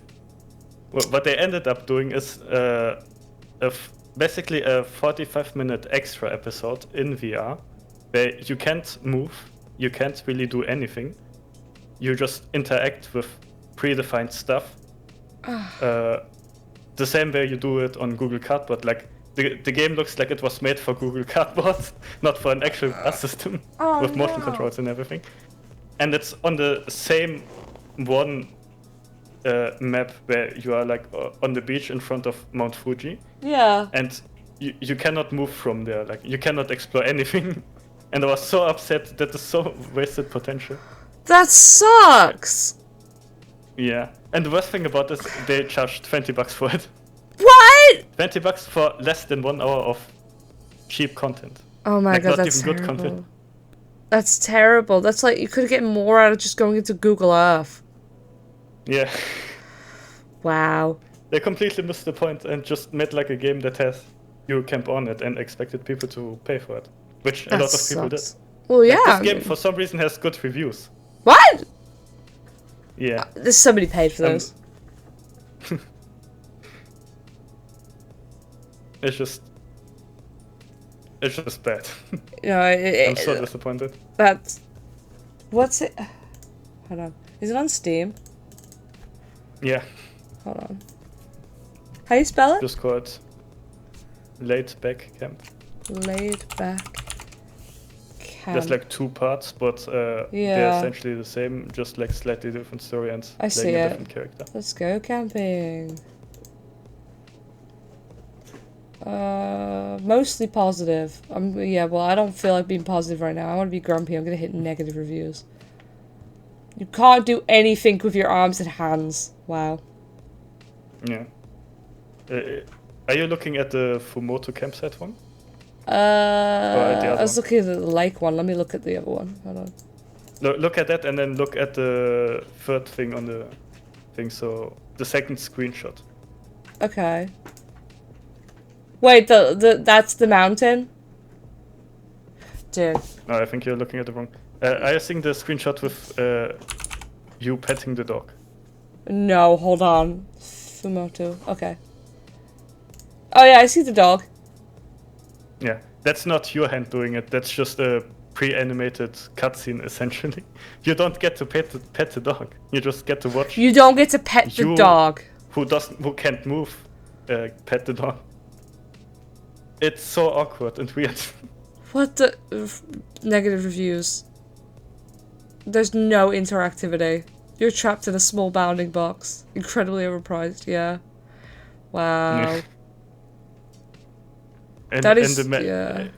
I like how in every screenshot you see the exact same map, because that's literally the only map that's there. Oh my god. That's so disappointing! Oh, I'd be furious. But yeah, review botting probably. Yeah. That's such a shame. Oh. God, that sucks. Such wasted potential. Yeah. Like, I guess the only other thing that I can think of that I was like, I hate this, and I'm glad that it's been kind of ripped to pieces review-wise. Like, you can't click on a single ad for it without seeing reviews of people telling them to basically go fuck themselves. I don't want to say the name because it's attached to a big corporation who will probably come and kill me. You know, certain corporations out there that are, you know, controlled by a certain mouse. Yeah. Who might, you know, come into my house and kill me in my sleep, that kind of thing. Yeah. They released like a Animal Crossing style game, essentially. Yeah. I bought the early access for it. When I bought the early access, I bought the early access collector's edition because I was so excited about, you know, this game. And I loved it. I played it so much, even though it was buggy as hell and it crashed on me literally every 10 minutes. It was supposed to end up being a free-to-play game. You could pay about $60 for early access to get, you know, like, in-game currency and all these, like, fancy collector's items. And then one day it would be a free-to-play game with microtransactions. Cool, whatever, right? I wanted early access. I wanted to play it. Right, a few months down the line. They're not fixing bugs. They delay the release over and over again. And then they say, it's not going to be free to play anymore. It's going to require a base fee of about $40.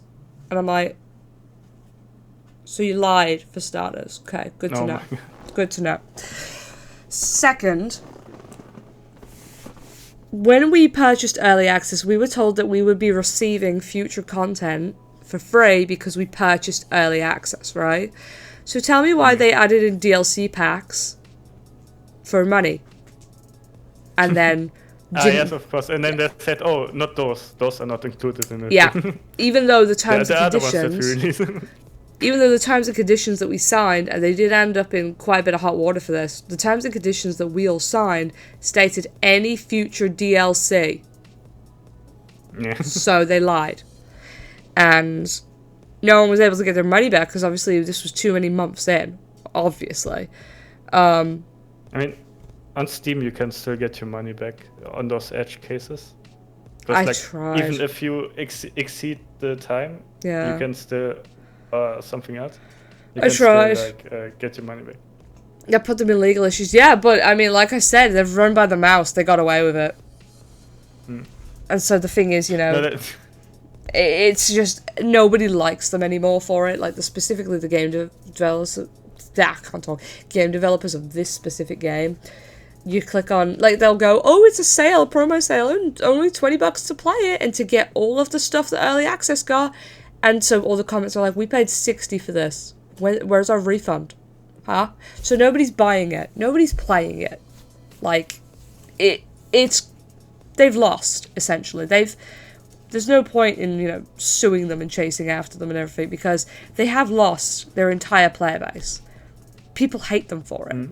Nobody's buying the DLC because we were lied to, Yeah. Plus the game's still buggy as fuck. It's just such a shame because I had so much fun with it. No? Yeah, I had so much fun with it as well. It's, sometimes I find myself wanting to go back and play it, but out of morals, I don't. Like, I don't know, maybe one day if I get drunk enough, I'll play it. Because then I'll go, fuck morals, I don't care. But I was so mad at that. I'm still mad at it. Talking about it's making me mad now. What is it? Oh my god, Kitty, please. He's throwing his toys at me. Yes, I know. You're so cute.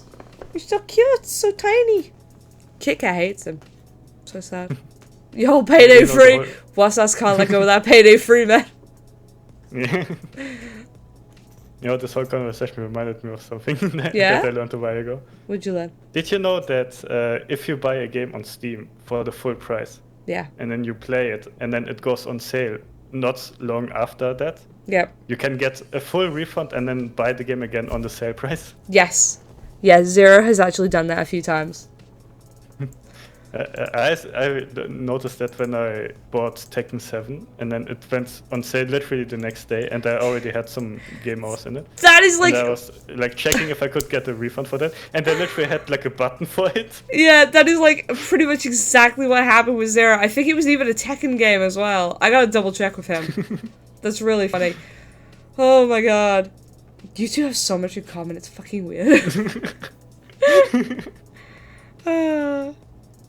Ooh! Dan finished another game while I'm streaming. Hell yeah, let's go. Let's go. Yeah. Nah. That Duck Detective game is actually another one that I played just over 2 hours, so I can't get like a refund on it. So I just left sadly a negative review. I don't recommend it, like in the state that it's in. Maybe if they fix it. Maybe if they add more to it. It's too short. Paid like £12 for it, and I got 2 hours of confusing gameplay that didn't end in a satisfying way. So like, no. I will say the voice actor was top notch. So what? Kimmy died.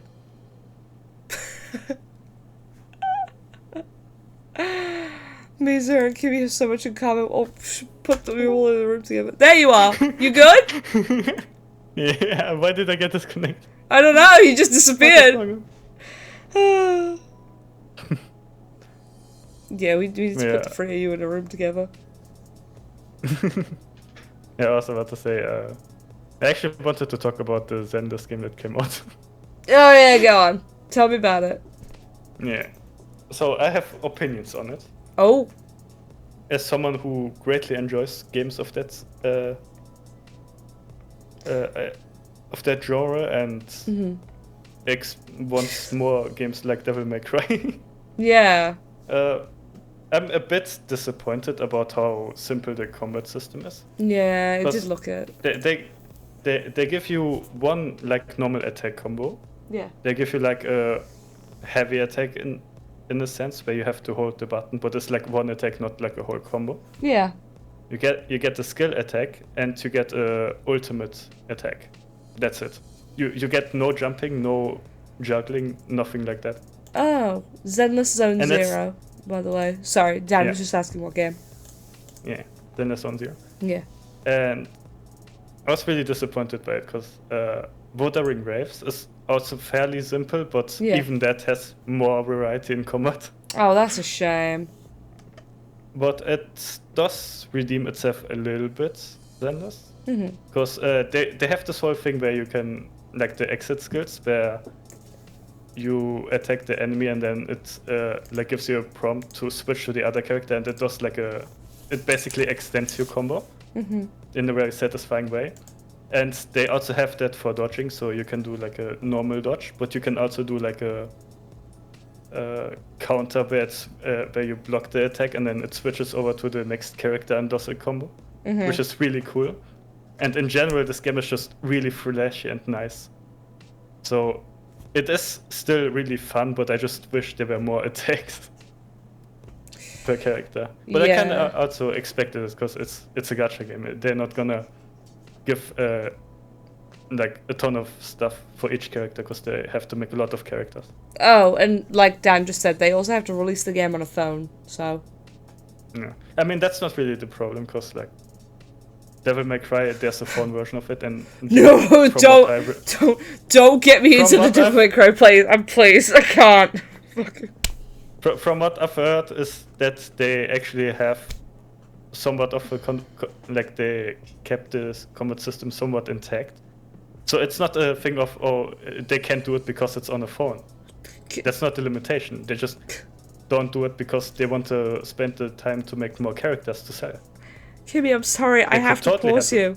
Did you just say that they kept the combat system for Peak of Combat the same as in DMC? No, not the same. Somewhat intact. Okay. Is what they said.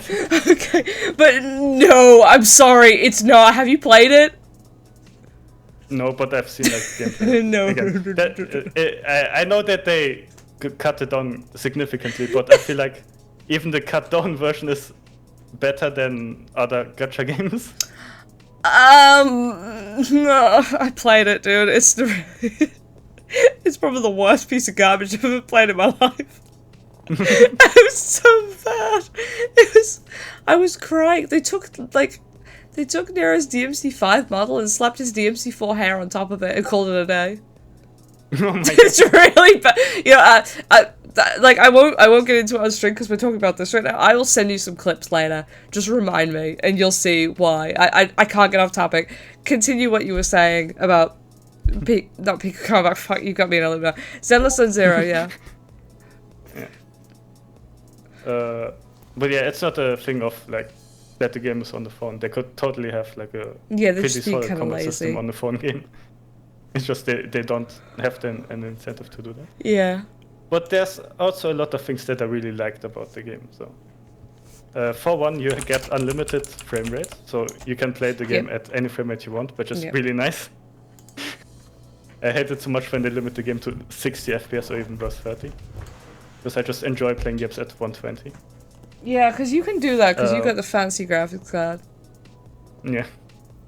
But I mean, even if you don't have like the highest end graphics card, you can still like be okay, let me just turn on every graphic setting so I can actually hit that frame rate. No, I guess that's like, true. You have the choice. Yeah. But if they limit the game, then you have no choice. That's true. Yeah. There's a lot of things that I really like about the game. Like, the overall style is really cool. Yeah. I just like how the game looks. Yeah, I do too. The soundtracks are pretty nice. I also like how they give you options for anti-aliasing. Because a lot of games, especially like mobile games, don't like, they only have an anti-aliasing setting and that's it. And then you have to guess which one it is. And they give you basically the option between TAA and SMAA. Yeah. Which I'm actually happy about because I explained it to you earlier, but SMAA is basically a crispier version of FXAA, Yeah. which is like the really fast one that blurs everything. But SMAA does it so much less. And it does not remove the jaggies quite as well as, let's say, TAA. Yeah. But what you can do is you can then play the game at a higher resolution with, for example, this dynamic super resolution thing for NVIDIA. And then use SMAA, and then it looks really clean and not blurry at all. And I really like that I can do that. Yeah, the screenshots you were showing me, it's like a tiny little, I could see tiny little details that were smoothed over, and I can only imagine how that looks when the whole game is like moving. And that was just a screenshot. Yeah. He keeps trying to like pull on that thing, you know, like the lever that you have underneath your chair, and he's gonna pull on that. My chair is gonna drop any second. Oh, no. He's gone now. But yeah, the screenshots you showed me, I was like, whoa, pretty. So I can only imagine. Yeah. The There's something that I minutes. recommend you also to look into, like, because in the NVIDIA control panel, there's like a setting where you can enable the Oh yeah. dynamic super resolution. Yeah, And I then you should do can that. essentially run your monitor at a higher resolution, and then it scales it down and essentially acts as an anti-aliasing. It's just a really nice Definitely worth feature a to go. have. I can do that with NVIDIA GeForce, NVIDIA control panel, or whatever it's called. NVIDIA control panel. Oh, I have it right here. Cool. What's that? What game? Zenless Zone Zero? Do you not like it? You're not like it? I mean, I get the criticism, but I Oh. personally kind of enjoyed it so far. No, it's fine. So, yeah, I've enjoyed my fair share of games. I don't. People are, I don't like it. So yeah, in the control panel, if you go to 3D settings, Manage 3D you settings will- or yeah, okay, yeah. and then at some point you see DSR factors or something along those lines. You can click on it, and then DSR you can. factors. Okay, I've got 4 times. I have the highest setting. Wait, only for. No, you want. So there's like 2 different. DL sections. scaling There's the and old legacy. scaling and DL scaling. You want the DL scaling. Okay, and do I change it to 2.25? What resolution does that amount to? It depends, because the 1.78 is for 1080p screens to use 1440p, Okay. and the 2.25 is for 1440p screens to go to 4K, because those are like clean resolutions to work How with. do I know what screen size I have? Next to the setting, it should tell you the resolution that it will be at. So it's currently set on legacy scaling. It's currently set to 3840 by 2160. Is that on 4X or? Yeah. Okay, so you have a 1080p monitor. Okay. So I want. So then I would check the 1.78 one, because that will then use 1440p. And do I uncheck the 4 times one? I mean, you can leave it on. This is just a setting to enable the options for you to go to that resolution. Okay. It does not like actually set them. Okay. So then I hit apply. But- Oh, my screen went black. Oh, Oh, that was terrifying. it should have not gone black. That's interesting. It flickered a few times, but now we're back. Yeah, because again, it's not supposed to set it yet, because you have to do that manually. So did the something. way you use it is just. Wait, now I'm confused. Like, It's what done something. resolution? I don't know what the fuck it's done, but it's done something. And if you go to change resolution on this side of the control panel, Change resolution. what resolution does it have selected? 1920 by 1080. Does it say native on Yeah, the next yeah. to the resolution? Yeah. Okay, it's set to your native monitor resolution, which is 1080p. Okay. But if you scroll all the way up, it's there's like the section dynamic super resolution, Yeah. and there it will have the option. So if you want to use it, you either want to change the resolution of your monitor to that, or you want to play a game in exclusive full screen mode and then change the resolution from there. Okay. It does not work with borderless window. unfortunately. Oh, that's a problem. It only works with borderless windowed if you actually change the monitor resolution. Okay, so I'd have to change the entire monitor. Okay. Might be worth doing. Yeah, it's a bit annoying switching back and forth between the resolution, but the results are worth it, I feel like. I play most of my games. It's gonna use way more resolution, way more resources if you do it, because you are rendering at a higher resolution. That's true. But for older games, it's actually really good. Yeah. To like get more graphics out of them. That's true. It's definitely true. And that's basically how. Ow! What the Sorry, he jumped on me and he's got claws. Sorry. Why did you do that, baby? My gosh, he's getting hyper. Kittens, man. I've had so many kittens. This one is crazy.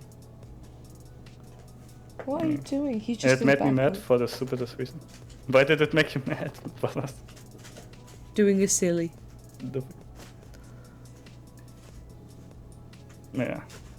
The funny thing is, because everyone is playing that game now, I watched someone play it earlier, and they were asking like, like they were looking at the shop and there was like purchase that you can make for €1 to get some items, like a starter thingy. Ooh.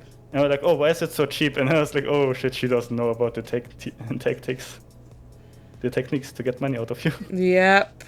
Uh-oh. Microtransactions. Whoa. Yeah. Have you ever seen like the presentation or like a video on like why they do like the things to get the most money out of you, like what the psychology behind it is? Well, I mean, so Zara really enjoys playing Smite, and there are skins for your character in Smite, the same sort of way that, like, you know, characters in League have skins and stuff like that. And you can get these skins from gems, chests, you know, all that fun stuff. So the thing is that you can buy like 800 gems or whatever for like $3 or so. That's a really good price. It's really cheap. But then it gets to the point where if you spend $100, you can get like 8,000 because you're getting like double the amount of gems for completely free. So it's like you might as well spend the $100 and get the value of $200. You see? So it's like, I know full well how they are preying upon us. And I fall for it every time. But there's many different techniques that are just in almost every gacha game that you can think of, like every mobile game essentially. And the €1 purchase was like is something that is so funny to me every time I see it, because everyone does it. It's just one. The thing is, let's say, like hypothetically, how hard would it be for you to convince a non-smoker to start smoking? Like, how hard would it be for you to like make them actually smoke one cigarette? Oh, it's not difficult at all. It would probably be very hard, right? No. Well, kind of. I don't smoke, but I have had like one cigarette occasionally because I have been convinced. But it's not like it's not a regular thing. It's like once every 4 years or so. You know. I think. But like the very first is. Oh, the very first I was like, absolutely not, never in a million years. Yeah, that's right? Bad for me. Because you know you never did it, so you don't really want to do that. And because you didn't have the experience as well, it's like it's very easy to say no to that, even when there's like pressure on it. Yeah. But now the question is, let's say you got someone to smoke one cigarette. It's easy to get them to do it again. To get them to smoke a second one? It's super easy at that point. They've already done it once. Now it would be very easy. And that's the same thing with the €1 purchase. It's really hard to make someone who is a free-to-play person to spend money on a game. Yeah. But if you make it for them very easy, and then they spend even just €1, it will be so much easier for you to sell more stuff to him. That's why they do it. There's a blessing that you can get in Genshin called the Welkin blessing, and it's like $5. But every day that you log in, you get enough gems to like get a roll basically for 30 days. So it's like 30 rolls for like $5 basically. And I bought it at first because it was only $5. And then before I knew it, I'd spent. I don't want to talk about it. Yeah, that's how they get you. But yeah, that is how they get you. 30, that's all. No, I mean, that's pretty good when you count how many characters you're going to get from that. Because every 10 rolls, you're guaranteed to get a character. What is he doing? Oh my god, he's on the TV! Shit! Oh. No. 30, that's a... I got him. For 5 years, that's a lot. I got him. Nice. He's fine. Why were you on the telly? That's not how you watch it.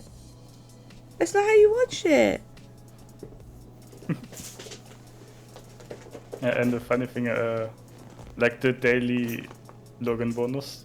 Yeah. And getting the daily thing. Yeah. That's also a technique to get you. Because it has me to log in every fucking day.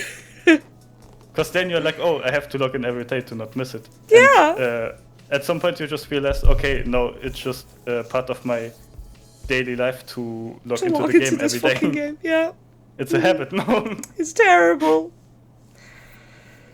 Like, I remember, there's a streamer that I love. Oh god, he's fucking hilarious. Professor Lando. He was playing. I think he was playing Stardew Valley with another streamer that I love. Or I don't know what he was doing, but someone sent something in chat about Genshin, and he went, "My blessing!" Because he hadn't logged in for like 3 days, and he was genuinely distraught by everything that he had missed by not logging in for 3 days. And I felt that so strong, because the worst part was when he said that I had a blessing as well, and I hadn't logged in for a week, and I wanted to cry when I realised. I was like, oh no! And that's how they get you. To be fair, Genshin has this one little problem that luckily has saved me a fortune. The thing that you sign up for the game on is where you are permanently locked to making purchases from. Weirdly enough. So, I play Genshin on my PC. I log into Genshin, I go into the shop, I can't buy anything at the shop. It won't allow me to. Because I have to do it from the console, the device that I started playing the game on. I started playing the game on my PS4. Now, to load up my PS4 and to purchase something on it would take me about 20 minutes. My ADHD won't allow that. Therefore, I don't spend money on Genshin anymore unless I really, really want it. So, thankfully, that stupid idea of locking you to the device to make the purchases on has saved me a fortune, because there are so many times where I would have dropped like $100 on it because I really needed that character. But my ADHD has gone, you don't have the time to load up the PlayStation right now. You're not going to go and sit there and do that. You don't have the energy to do that. Nah. So thank God for that. But the second they fix that, it's a problem. Also, thank you, Usos. Do the other games do that? Basically every gacha game. Well, I mean, with crossplay, where it allows it, but it forces you to spend the money on the device that you started on. Oh, well, I don't know. Oh, do you not do crossplay? No, I mean, I only play on PC. I don't really play those types of games very much. Usually you can just buy from wherever. Yeah, you'd think you would be able to. It's really strange. Where? Oh, he's on the PlayStation. For God's sake. Get down.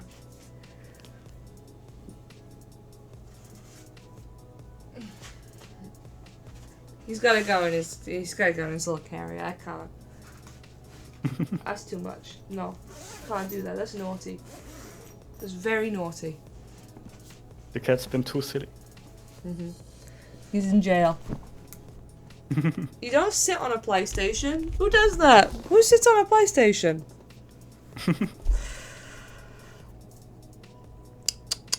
I guess cats like the warmth of the PlayStation. It's not even on! He had me talking about the PlayStation. He was like, I'm gonna go sit on it. Your favourite game got deactivated? Oh, wow, Sass, I'm so sorry. Oh, I heard about that. What is it? Yeah, people were really mad about it. Because, like, The Crew was a live service game. And then people were, like, playing it and everything. Yeah. But then they shut down the servers, and you can't play the game without the servers.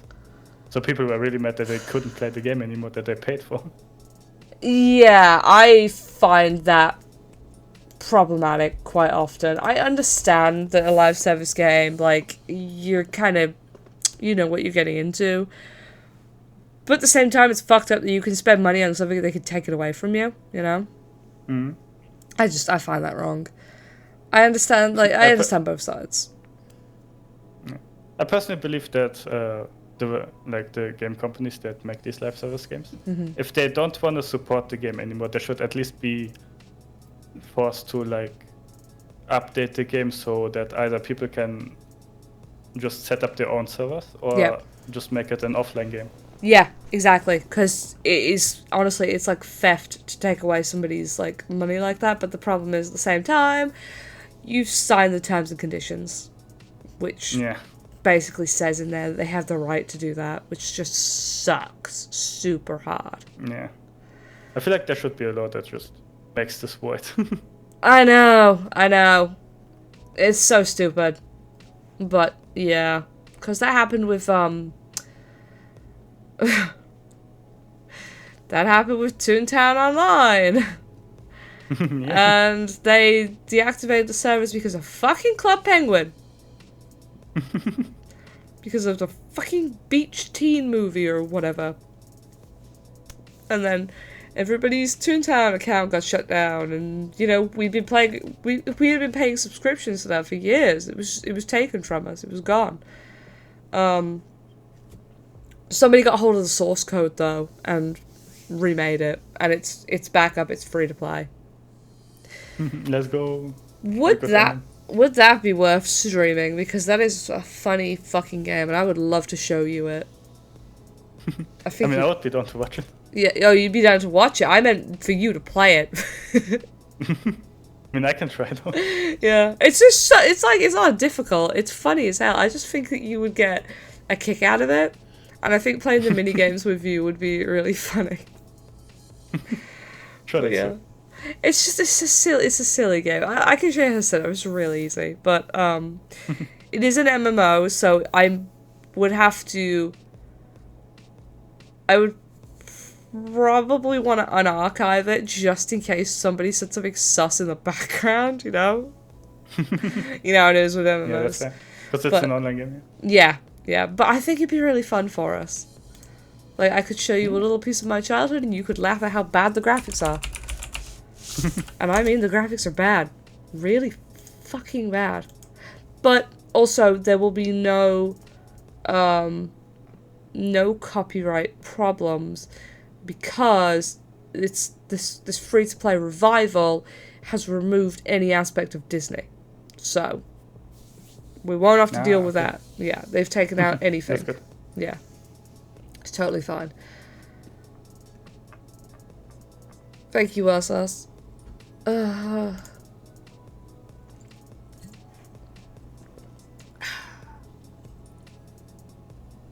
in order to... What? Oh, he's trying to waterboard me again. My brain is just remembering stuff all the time now. No, it's fine. This revival thing reminded me of something that I heard from the thing that I was on Monday.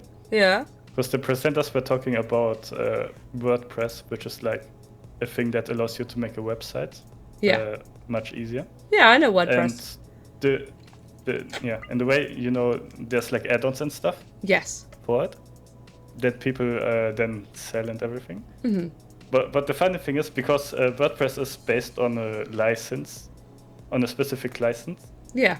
the people who make the add-ons can sell the add-ons, but if those add-ons get pirated and then redistributed for free, they cannot do anything about it because of that license. Really? So if you see like an add-on that is paid and you find like a pirated version of it, that's the reason why it's still up, because legally they cannot take it down because of the license. That's amazing. And that is so funny. I love when laws have little loopholes like that. It's funny. Yeah. Oh, what is this? Oh, cool. They took care of that. Weird emails, you know.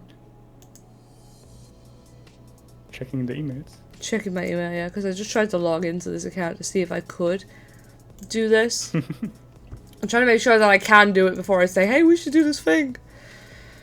Yeah.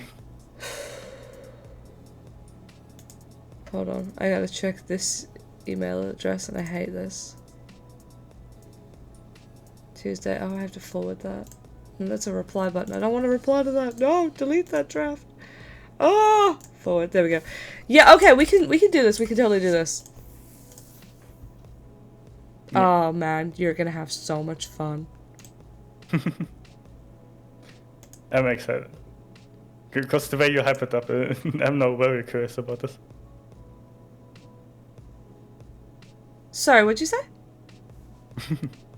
The way you hype this game up now makes me very curious about it. Oh yeah, you're gonna like it. You're gonna like it a lot.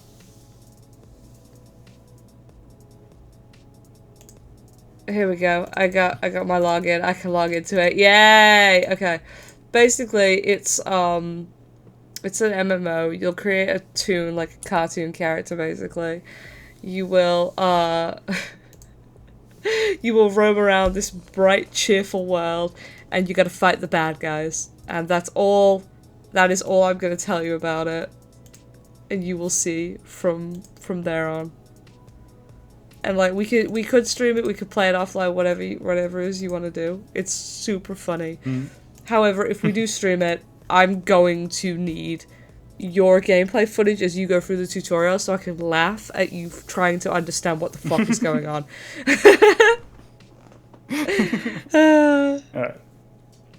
I just think that you'll have a laugh with it. And also, it's not story heavy in the slightest. There's barely a story, so you don't have to worry about like us chatting over it, and you know.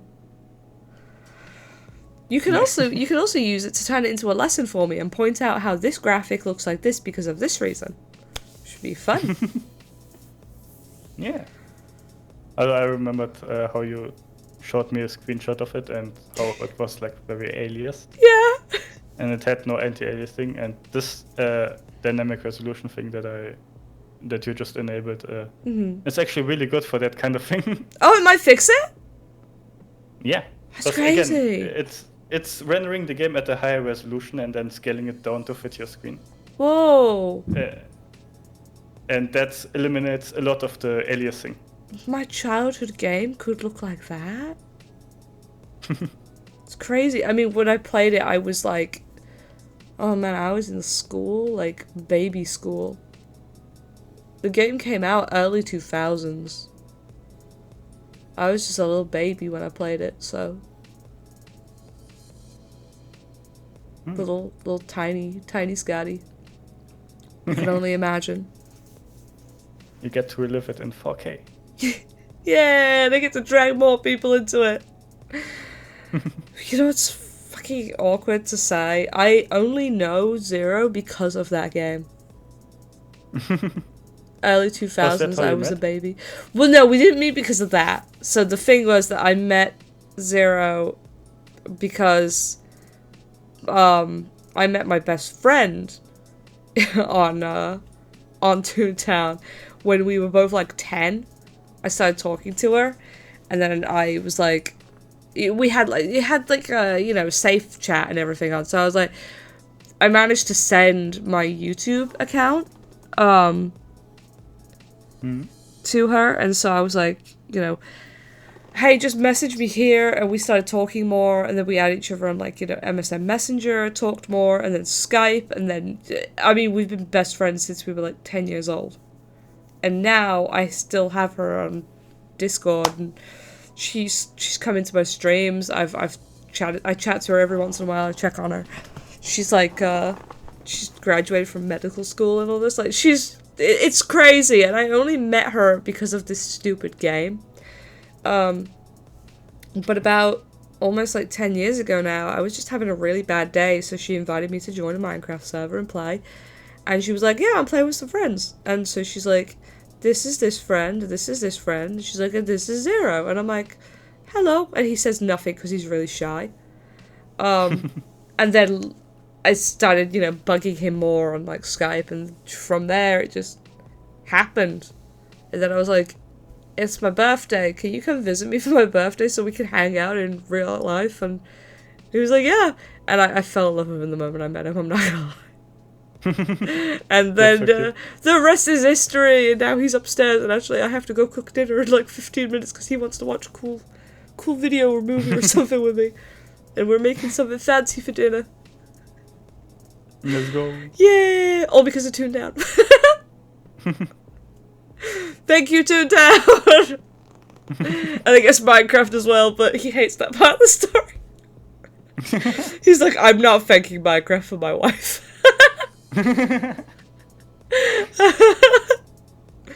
Oh, man. It's so good. It's so good. I'm sorry, I just find that so fucking funny. Oh, man, I've almost got this stupid 14 drop. Ah! Huh, ow. My back. Mom, can I cook dinner with you? Yeah, sure. Just, wash your little raccoon paws. Raccoons can hold... Yeah, wash them properly. But, raccoons can hold forks, right? I did not know that. You didn't know that? No. I mean, it's not like I have a raccoon or something. Kimmy, did you know that raccoons have thumbs? No. Oh my god, hold on a minute. Raccoons are considered one of the most intelligent animals in the world. Oh, raccoon hands. I'll show you.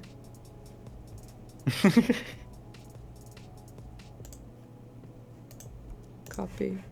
I mean, it's not like I look up raccoons in my spare time or anything. How would I know? It's just something that you learn in school. Anyway, look. Oh my god. Yeah. Those are long fingers. They've got proper little people hands. They can use knives and forks. And part of the reason why they're so tricky is because the thing is, they open up your bin. Like your wheelie bin that you put out with your rubbish inside? Mm-hmm. They'll open it. So, yeah. Like, obviously we don't have raccoons in the UK, but in America, we have, wheelie bins with locks on them to stop the raccoons opening up the bins. Because they'll go through it for food. They don't have opposable thumbs, no, but they have, like, a very, very close sort of thing. One of your pals' best friends is a raccoon VTuber, and now you have the mommy of raccoons.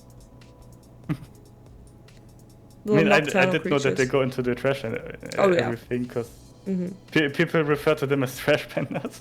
Yep. Mommy, I mean. Look, if you guys are going to call me out, I'm just going to embrace it. Mommy of sleep. And no, I'm not reading you bedtime stories, and I'm not singing you lullabies. It's not how this works. The sleep is mine. I give it away if I feel nice. The fuck, I want a bedtime story! Maybe if I hit like a fucking, I don't know, a big follower goal or a big sub goal or something, I'll give you like a bedtime story and I'll do my best ASMR voice. It'd be like then, something like, once upon a time there was a little Bobo. And Bobo went to sleep, because if he didn't went to sleep, he would get... he would get in trouble. In trouble. And... I would want to read, I Want My Hat Back. Please tell me you know what I Want My Hat Back is, Kimmy. I don't know what that is. Oh my god. So there's a bear. And the bear has a hat. And it's one of the best children's books of all time. and I recommend it to, like, every time that I have to work with little raccoons, I recommend it because it's fantastic. It's a really good way of, like, teaching children about emotions, for, like, storytelling, and it gets them in so many giggles. It's good for teaching context as well. So, the bear has a hat. He says he's sad. He wants his hat back. He doesn't know where his hat's gone. So on every single page, he talks to a different animal. He says, have you seen my hat? And they respond with, no, I've not seen your hat. Or they'll go like, I saw a hat once. It was round. He goes, my hat doesn't look like that. Thanks anyway. Moves on. And then he goes, have you seen my hat to a Tyler? And Tyler says, I've been trying to get on this rock. He goes, do you want me to put you on the rock? And Tyler goes, yeah. So he does. And he moves on. And then at the end, he's like lying on the floor. Well, actually, at one point, this is very important. He walks past a rabbit. And he talks to the rabbit. The rabbit's wearing a hat. And he goes, have you seen my hat? Oh! Hi, Maggie! Oh, hi, Maggie! Hello, Maggie! Yes, shut up, thank you. Good vet, don't Oh, tell me. fucking Kimmy, your head's in the way. Temptation, you say? No, no! I have Leave. temptation incarnated. There we go, just leave. Why did I say that?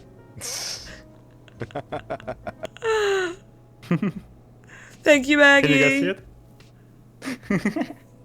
Oh no, not that clip. We love our magnet. We're just chatting. I'm just talking about a book called I Want My Hat Back. That is one of my favorite books of all time. It is written by a man named John Klassen. It's mostly a picture book, but yeah, as I was saying, he goes to the bear wants his hat back. So he's looking for his hat. So he keeps talking to different woodland animals, going, have you seen my hat? They say no.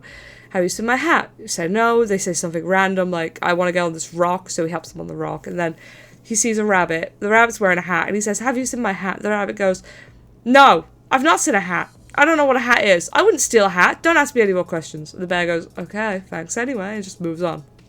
And even as a child, you know something's not right with that rabbit. Something's not right. So, and the thing is, the artwork is so funny. And then it continues. And he's lying there and he goes, so he's like super sad. He goes, oh, no one's seen my hat. I don't know what my hat is. And this deer comes up and goes, well, what's your hat look like? And he goes, well, it's red and it's pointed. And then he sits up and the page goes red and his eyes are staring blankly into your soul. And in caps, all at the top of the page, just says, I have seen my hat. In the next page, there's no words. The bear is running. He goes past the turtle, past the deer, past all the animals that he's spoken to so far. He runs up to the rabbit wearing the red pointed hat. He points at him and he screams, you stole my hat. And the next page, the rabbit and the bear are staring at each other for a second. There's no words. You turn the page. The bear is sitting there wearing a red pointed hat. And all that it says on the text is, I love my hat. You turn the page. Another rabbit comes up and says, excuse me, have you seen a rabbit wearing a hat? And the bear goes, no, I haven't seen a rabbit. I don't know what a rabbit is. I wouldn't eat a rabbit. Don't ask me any more questions. And the book ends. And you're like, that bear ate that fucking rabbit. And for some reason, I love it. Yeah, horror type shit. It makes me laugh every single time I read it. It's the funniest fucking book. Hold on, I want my hat back. I just want to find the picture of where he says, I have seen my hat. Here we go. Sending the link in chat. If I can. Copy image address. Here we go. Yeah. It says, yeah, look at this. Look at this. For I have seen my hat. As he realizes. And then you get this moment. That blank stare. Yeah, the blank stare. And then you turn the page, you know, and you get this moment where he's looking at the rabbit and he's just staring at him and there's no words. And in the very next page, the bear is sitting in the same position as he was, you know, with the red one, right? Where the background was red. But this time he has the hat, so, hold on. And you don't need words and you don't need complex... I will kill you. Yes, allow that. I'm gonna eat you, stay, yeah, Maggie, yeah. But, yeah, it just... Like, this is how it's written as well. I know I'm sending a lot of links here. I'm sorry. It's just so fucking funny. This is a long link, Jesus. But yeah, as you can see, the way that it's written is very simple. The artwork is very simple, but it's a really good method of storytelling because you know you get what's going on, don't you? Look at that rabbit. He stole that fucking hat. I don't know why. He just did. The good old no one is gonna miss you, no one has to know I can do this there. Honestly. Oh, it's my favourite book. I love it. I've got it on my desk. I love it so much. It's just so simple. No, the second link that you sent with the rabbit with the hat and the bear staring Yeah, at yeah. each other. Yeah. You know what this reminds me of? What? Reminds me of this bro visited his friend's meme. Like they had the exact same thing. The rabbit's just like, bro's looking for his hat. Oh my god. Yeah, I could make my own meme of that where the bear's just like, have you seen my hat? And the rabbit interrupts and says, bear's looking for his hat. And then the bear just stares at it like, excuse me.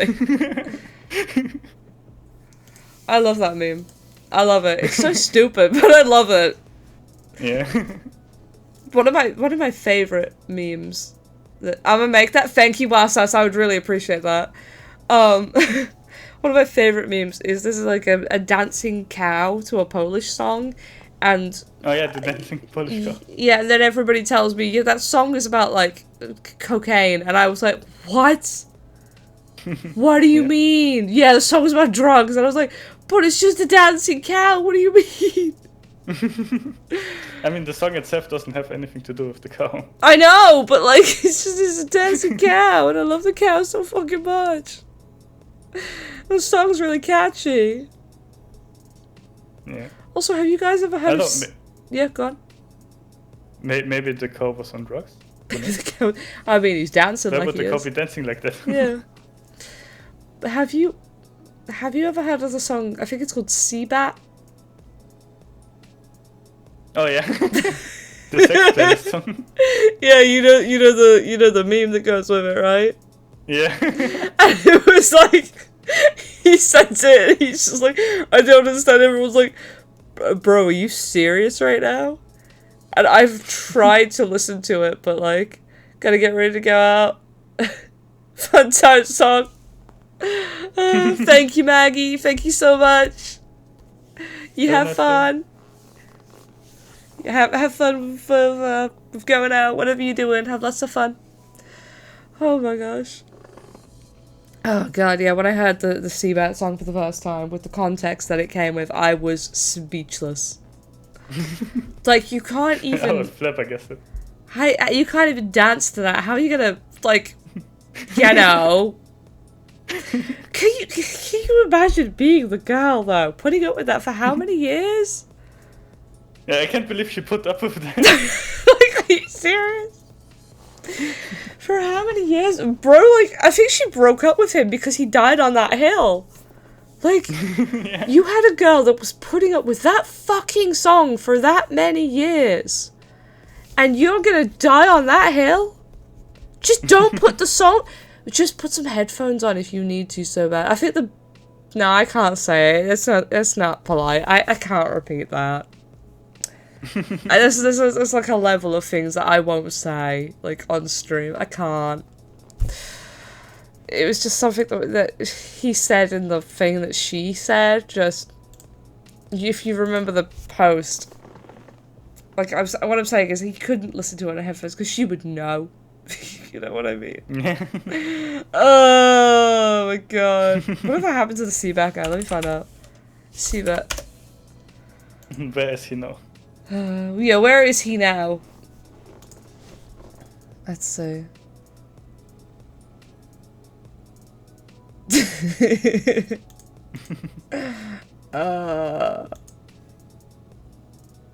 I can't believe they removed it. I love the top comment. No way can someone be this clueless. No way, I refuse to believe it. First, you shouldn't be playing the same song every time you do this. Second, it should never be this song.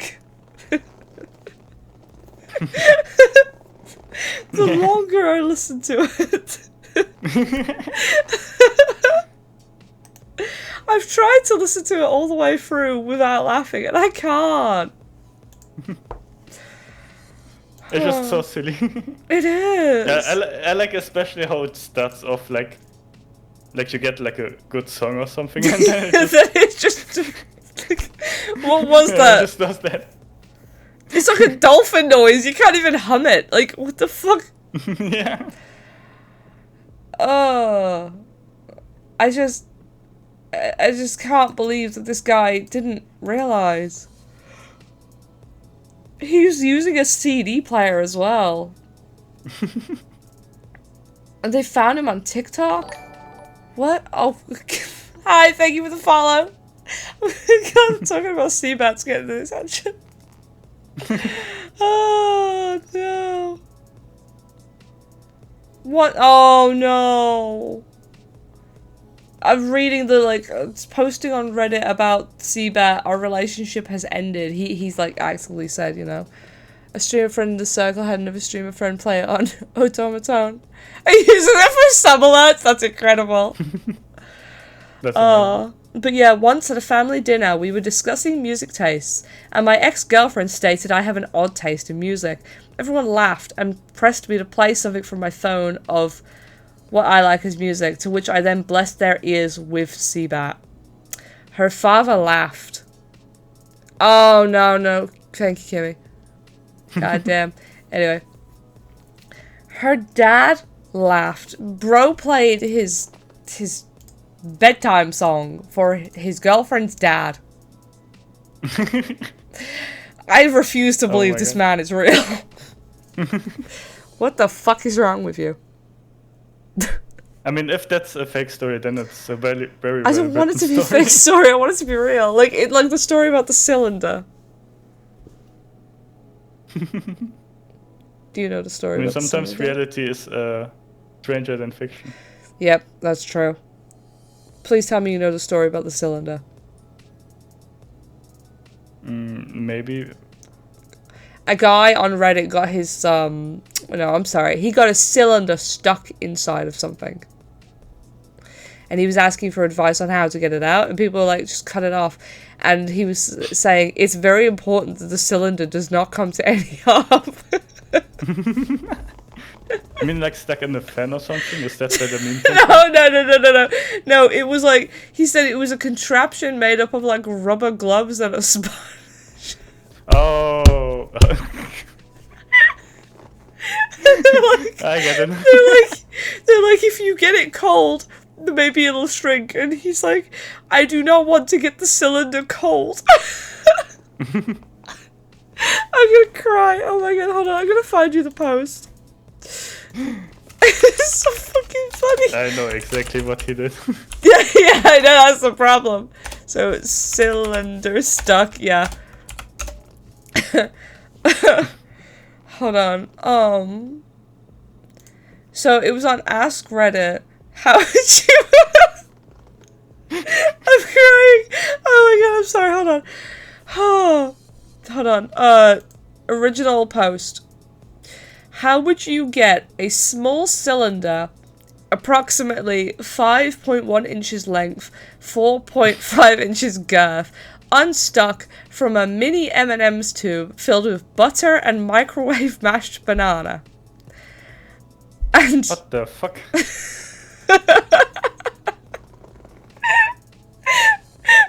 and someone said this. You need to get air in there to relieve the pressure. I would advise using a high-powered drill to drill a hole in the bottom of the M&M container. This will allow air to enter. The larger the drill bit, the better. And he replied, I can't risk power tools damaging the interior cylinder. And then people were saying, you're a fucking madman. And then someone said, I'm an engineer. Your best bet here is to use pressure.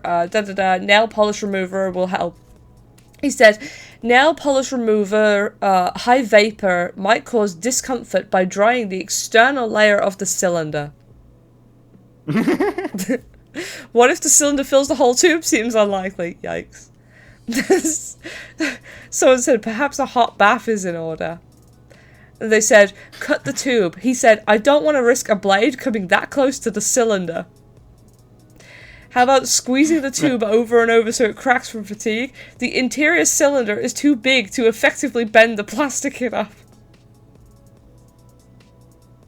I'm just imagining him having his cylinder stuck while he writes all this. No, that's the thing. He said it was. And then later on, he just posted a comment that just said, help. And then ages later, someone said he just posted the word hospital. So, like, he finally went to the hospital. But this. If the small cylinder has blood flow, you could do jumping jacks to help shrink the cylinder. And then he said, it seems like the cylinder may have expanded and pushed out a lot of the butter when inserted. Also, doing jumping jacks may cause harm to two other objects attached at the base of the cylinder. Just... what the fuck? Why? Let me just find the... oh my god. I love that he constantly said, it's not that, because people, mad, yeah, people were like, just admit that you got your dick stuck in an M&M tube, dude, and he's like, no, it is a cylinder. What kind of cylinder? Yeah, exactly! When I was reading it to Zero, he was like laughing so hard he was in tears. Because he was just like, I refuse to believe that this is fucking real. Oh my god. Some of the things that get brought up in these fucking streams, dude. Oh my god. Also, I thought that I had, like, things like, I'm a professional graphic designer, like, completely blocked, because I remember, do you remember that Wasas couldn't say professional? Mm-hmm. Yeah, but that was not an artist, that was a bot, like viewbot thing. It was a view bot. Yeah. Oh, okay, so I gotta add, like, no viewing thingies. Such a shame. Fucking bots. Ow, ow, ow, Yeah, ow. did you say you had to go at like half? Shit, you're right! I got caught up in CBAT and the cylinder. I gotta send you the link so you could, like, look at the fucking posts, like, properly. I'll send you, like, a YouTube link that somebody compiled all of the best responses. It'll have you laughing. It's so fucking funny. I mean, I've heard of that story, but I did not see that it was a Reddit post. Yeah, it was... it wasn't in any special place either. It was just in the simple fucking Ask Reddit subreddit. I mean, that's where the... It's a fair place to ask, yeah. Yeah. Oh my gosh, my back is killing me. I gotta sit up and stretch and all that. And now I gotta go cook dinner. Like I said, gotta go do fancy stuff. Is there anyone we can raid?